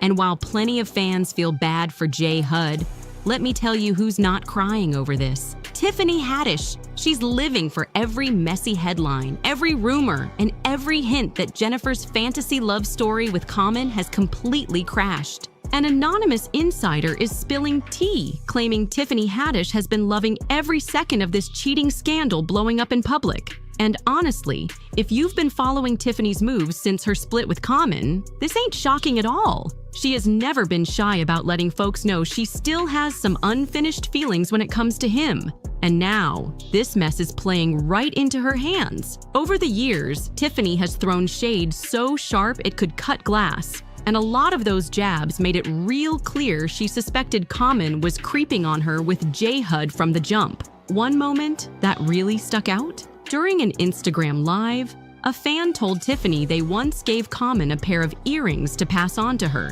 then asked if she ever got them. Tiffany didn't even blink before clapping back, dripping with that salty bitterness. She shot back, "Girl, he never gave me no damn earrings. He probably gave those to Jennifer." That right there told everybody what she really thought was happening behind the scenes. And let's be real, if Jennifer was dealing with Common while Tiffany was still around, it would explain perfectly why Tiffany's shade has been so consistent and so ruthless all this time. Fans in the comments even started piecing it together, saying maybe Tiffany wasn't just being petty, maybe she was telling on Common the whole time. And that's exactly why Tiffany seems to be enjoying every single second of Common's cheating scandal. Because in her eyes, this is pure karma coming full circle. Girl, he never gave me no damn earrings. He probably gave those to Jennifer. To her, Jennifer's heartbreak is payback, and Tiffany is sitting front row watching it unfold like a live show. But here's where things get even messier. Some fans think this scandal might actually be Tiffany's chance to slide right back in. See, Tiffany has never been shy about showing she's still hung up on Common, and being the rumored side chick wouldn't scare her one bit if it meant even a slim chance of getting him back. She'd probably be like, "Come close to me, baby," without a second thought. When she first linked up with Common, it was clear she was way more invested than he was. She's the one who pushed for them to go public during the pandemic, and she made sure everybody knew she had him locked down. Remember that Instagram Live with Dwyane Wade and Gabrielle Union? Tiffany angled that camera just right so the world could peep her man sitting next to her. She wanted everybody to know Common wasn't single anymore, and it didn't stop there. Tiffany couldn't stop bragging about him. For his very first birthday they spent together, she made a huge deal about wanting it to be special. In one interview, she even spilled her dream plan, saying, "I'm just hoping me and my man, we go hot air ballooning and have us a nice little meal." Do what's good for me and the lady. You know, right now all I want is happiness, good times, peace on earth. That wasn't just romance talk. That was Tiffany imagining a whole future with him while he was just coasting along. Tiffany once joked about how she spent past birthdays. On her 39th, she got tipsy with her grandma. On her 40th, she threw herself a whole bat mitzvah just for fun. So when birthday number 41 came around, she wanted something unforgettable. That hot air balloon ride she kept hinting at over and over again. But guess what? Common skipped the whole idea completely. Not only did he ignore the balloon plan, but insiders say he didn't plan anything for her birthday at all. Word is, he sent her some flowers. But come on, that's the bare minimum when you're dealing with a woman who's out here dreaming about forever. Tiffany even admitted she was hoping for way more.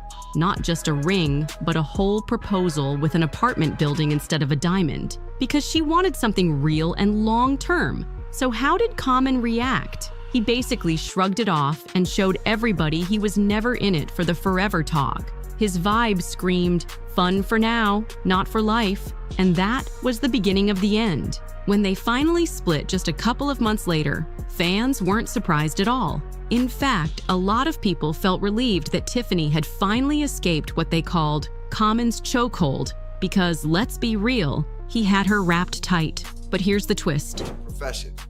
Well, I think once Tiffany and I got back on the move, it really didn't allow for us to spend as much time and put as much energy into our relationship.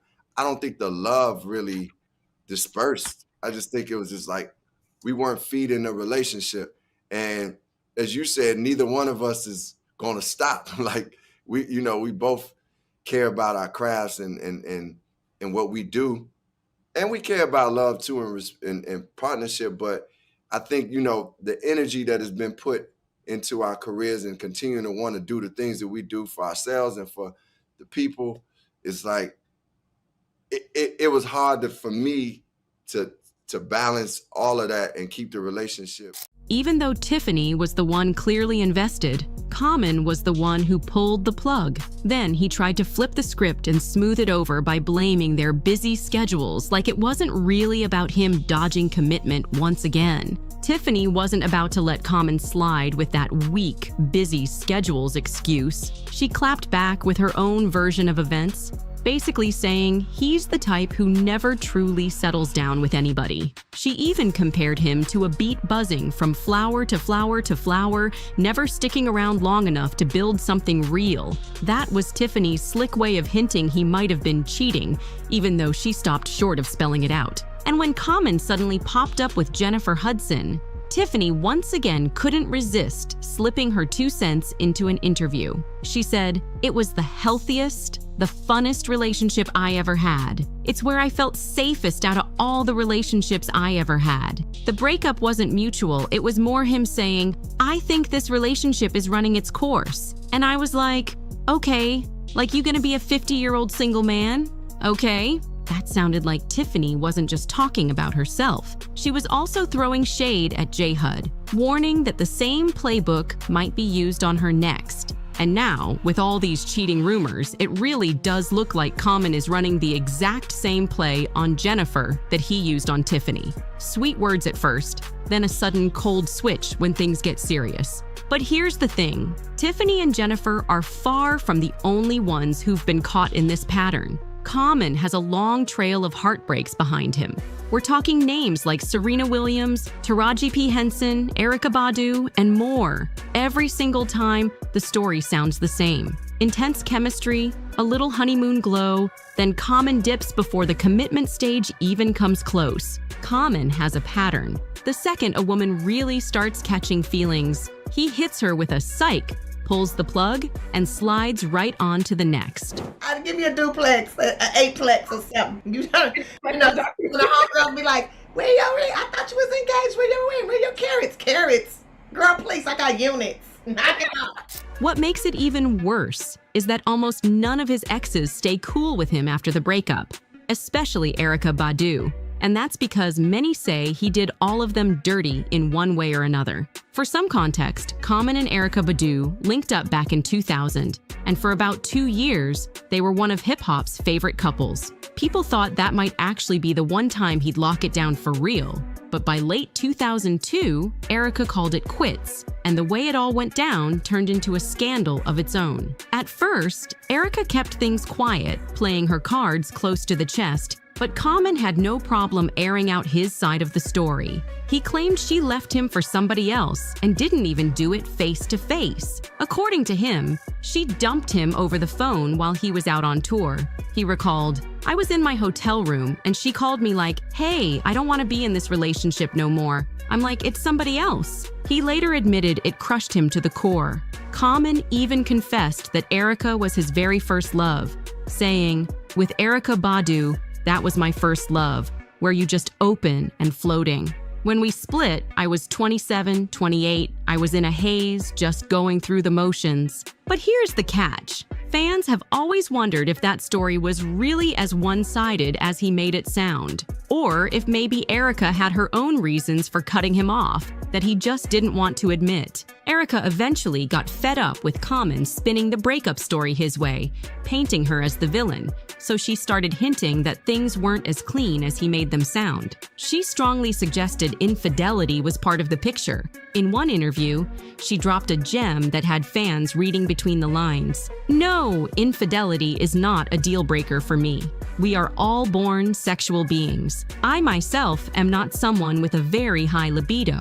I don't require intimacy for happiness. I need companionship. I need a partner I can depend on, that I can love and grow with.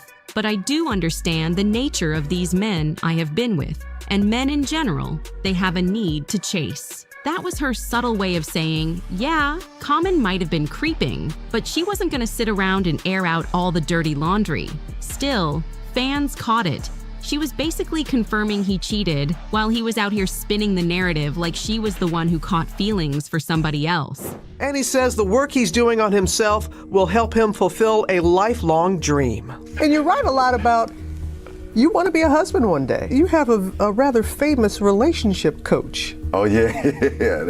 Yes, Michelle Obama. She has definitely helped talk me through just certain moments of relationships. We had conversations, and she has given me a lot of wisdom. But one great thing that she told me as I was going through this journey was that you have to understand you're not going to get anybody that's perfect because you're not perfect. So understand that there's some certain things that you will compromise in choosing that partner.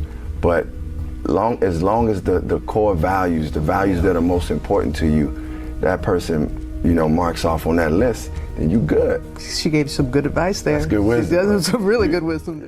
That kind of blame shifting, straight up manipulative. And this isn't just a one-off story either. Common's track record of failed romances has people side-eyeing every time he gets into something new.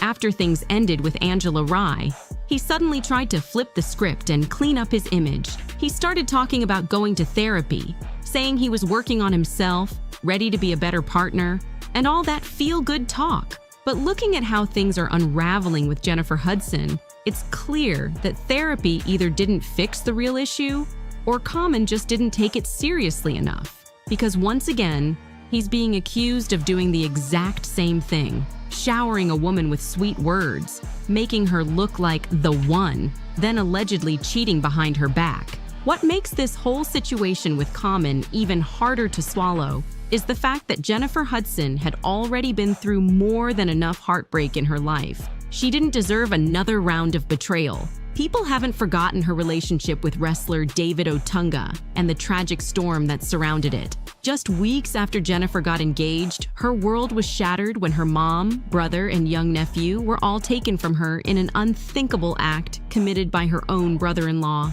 It was one of the darkest chapters imaginable, and Jennifer needed someone solid to hold her up.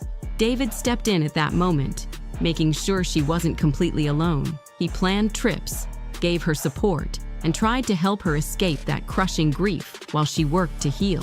Then, like a ray of light breaking through endless darkness, Jennifer got pregnant later that same year. In 2009, she and David welcomed their son, David Jr., and for a while, it really looked like the pieces of her life were falling back into place. By 2010, though, after being engaged for more than 2 years, people started whispering about when the wedding was finally going to happen. Rumors swirled that the ceremony was set, but the date kept getting pushed back. Eventually, instead of walking down the aisle, the relationship completely unraveled. And the breakup wasn't quiet or clean, it was ugly. Jennifer claimed in the final stretch of their time together, David's behavior turned aggressive and controlling. She accused him of being threatening toward both her and their son. There were even claims that things escalated into mental and physical abuse, turning what once looked like a love story into a nightmare. For Jennifer, who had already survived so much loss, having her relationship end that way was another deep wound. That's why fans now say it cuts even deeper to see her caught in yet another messy situation with Common, a man who sold her dreams of stability only to allegedly betray her in the same pattern he's repeated with so many other women. As Jennifer's relationship with David Otunga completely unraveled, things got terrifying. She alleged that he sent her chilling messages that left her so shaken she actually called security to stop him from storming into the studio and causing a scene. Thankfully, he never showed up there. But according to Jennifer, the nightmare didn't end. Later that same day, she claimed David was waiting for her at home. She said he confronted her, grabbed their son by the arm, and dragged him upstairs into the master bedroom. Then he allegedly shoved Jennifer out the room while still holding their child's hand. That kind of moment left her fans horrified, and it cemented why she could never go back to him. Jennifer deserved way better than that. But here's the big question. Was Common really an upgrade? Because looking at the mess he's left behind, it seems like Jennifer just traded one toxic situation for another disappointment. Common has shown the same cycle with woman after woman. He woos them, makes them feel like the one, then suddenly flips the switch, cheats, or checks out completely. Jennifer is now just the latest name on a heartbreak list that stretches back decades. And in true Common fashion, everyone knows it's only a matter of time before he quietly, soft launches his next relationship on Instagram like nothing ever happened, smiling, posing, and acting brand new while the last chapter is still smoldering. Meanwhile, Tiffany Haddish is somewhere laughing, sipping tea, and enjoying every messy second of it. At the end of the day, Tiffany didn't just crack a few jokes, she cracked this whole situation wide open, pulling the curtain back on Common's so-called good guy image. So, what do you think? Is Jennifer just another name in his long string of heartbreaks? Or is this the scandal that finally makes people see him for who he really is? Jennifer Hudson's name is sitting right in the middle of this whirlwind, and Common is already out here flaunting his new flame like none of this even matters. The man moves on fast, and he's acting brand new, while Tiffany Haddish is making sure the world has front row seats to every messy detail.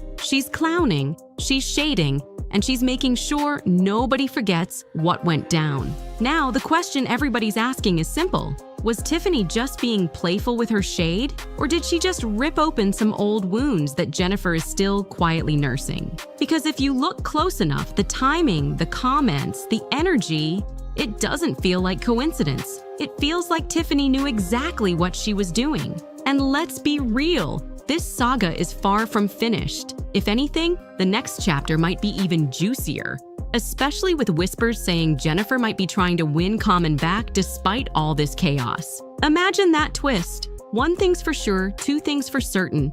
This drama is still heating up, and you don't want to miss what comes next. Drop your thoughts in the comments, hit that like button, smash subscribe, and stay locked in to see what's on our radar next. For the record, so many of y'all out there are so committed to disliking me and only wanting to view me through the lens of being some messy punk that you can't see the forest for the goddamn trees. Tamar Braxton took to her social media first. Tamar Braxton just dropped a bombshell. New music is on the way, but it ain't just about the tracks, it's about the casting. She proudly announced that her so-called friend, Mendices, will be starring right alongside her, and the internet is already side-eyeing the whole setup. Because let's be real, the last time they were spotted together, getting way too cozy at the Regis Hotel bar, things blew up into full-blown controversy. Now they're back in the spotlight, and the timing feels suspicious, like a storyline straight out of reality TV. And here's where it gets juicier. Funky DeNeva, never one to bite his tongue, is allegedly threatening to air it all out, claiming that the Tamar and Mendices situationship was nothing but a publicity stunt, and even hinting that the so-called accident might not have been what it seemed. That's wild. Tamar always preaches peace, yet somehow, she always finds herself at the epicenter of drama that keeps the blogs lit. Just days ago, Tamar had fans in tears when she posted about almost losing her life, detailing scary injuries like a fractured nose and missing teeth. She didn't explain what really went down, but then, out of nowhere, she hit us with a teaser for her new EP, Heartbreak Retrograde. The rollout instantly had people questioning if her pain was part of the promo. And that teaser, ooh, it's packed with faces that'll stir the pot. Funky DeNeva makes an appearance, but the headline moment is Tamar cozying up with Yandy Smith's husband, Mendices. In one clip, he literally sweeps her off her feet. In another, he plants a kiss on her cheek. Miss E, Tamar's mom, her ex-husband Vincent Herbert, and even radio host L'Oreal all pop up in the promo, dropping advice about whether Tamar should risk it all for love with Mendices, even while everyone watching has serious doubts. Now here's where the plot thickens. Allegedly, Tamar was with Funky DeNeva right before that so-called accident went down. And when word spread, people actually started whispering that he might have had something to do with it. Oh, that junkie was with her last night. I know he did something. That's why you gotta watch the friends you keep. He did. Somebody up there knows. At first, it was cute. It was just a few little comments. Big deal. I've weathered far worse storms. Then all of a sudden, it started growing legs. When I logged on to do my show, there was 7,000 people sitting in the hallway waiting. The entire chat said, Tamar, tell us what happened to Tamar. Tell us what you did to Tamar. Tamar, you know what we want to talk about. He want to talk about everything except Tamar. Some even went as far as saying he tried to harm her, which is a heavy accusation with zero proof. Whether Funky ever reached out privately to Tamar, we may never know. But what we do know is that before long, Funky jumped on Instagram and lit up a live stream, declaring that he felt flat out betrayed. He said he was being used like collateral in Tamar's mess, dragged into a scandal he never asked for. According to Funky, the whole thing smelled like a PR setup, a slick move by Tamar to get sympathy and headlines while leaving him in the crossfire. Because think about it, Tamar told the world she was laid up in the hospital, barely able to move, barely able to even speak. Yet at the same time, she magically had the energy to roll out a full-blown trailer for her new EP. Fans were stunned, like, how can you be too weak to call your friend but strong enough to push an entire promo campaign? That part didn't sit right with folks at all. And poor Funky was catching all kinds of heat online.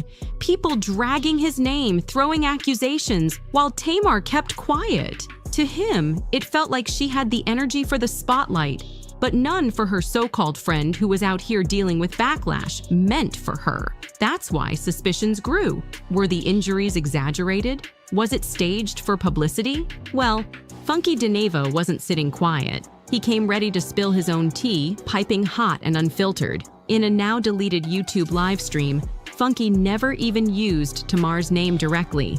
He just called her that lady, making it crystal clear he wanted distance. He insisted he had no clue what actually happened to her, and he laid out his side step by step. According to him, after their night at V12, they linked up with a group of friends for more fun, but when the night ended, Funky went home alone. He made it clear he didn't follow her, didn't stay with her, and had nothing to do with what came next. Funky swore he only found out about Tamar's supposed severe injuries the same way everybody else did, through social media posts blowing up online. He claimed Tamar never called, never texted, never gave him a clue about the extent of her condition. And here's the kicker. He reminded people that Tamar is known for reading the blogs and checking comments about herself. So, in his mind, there's no way she didn't see the wild accusations flying around with strangers accusing him of hurting her, and yet she stayed quiet while his name got dragged. When Funky finally reached out and begged Tamar to clear the air before the rumors grew legs, she allegedly brushed him off, saying, "I'm lost. I'm confused. I didn't say anything. I'm in the hospital now." That response only left more questions than answers. And if that wasn't enough, Funky nearly cracked open the real secret, the truth about why her music promo mysteriously dropped early. He stopped short of spilling it all, but with a sly smile, he admitted, "Even in this moment, I still don't have the heart to do it to you." Who? Even in this moment, I'm still protecting you. All I'm asking is that you make it right. That was Funky DeNavo's raw plea, and it hit like a thunderbolt. He doubled down on accusing Tamar of leaving him out to dry when the rumors started flying. On Instagram, he blasted out a post hinting that she looked perfectly fine around the time of the so-called incident. And then he dropped a caption that made jaws drop. Here it is. "I got ate up alive over my birthday weekend, and the whole while there was nothing wrong with Tamar's behind." Funky didn't stop there. He dragged her new rollout straight through the mud, calling her latest video for this raggedy EP tired and unnecessary. He claimed that because he appeared in the project, the public was now linking him to what he swore was a sloppy PR stunt.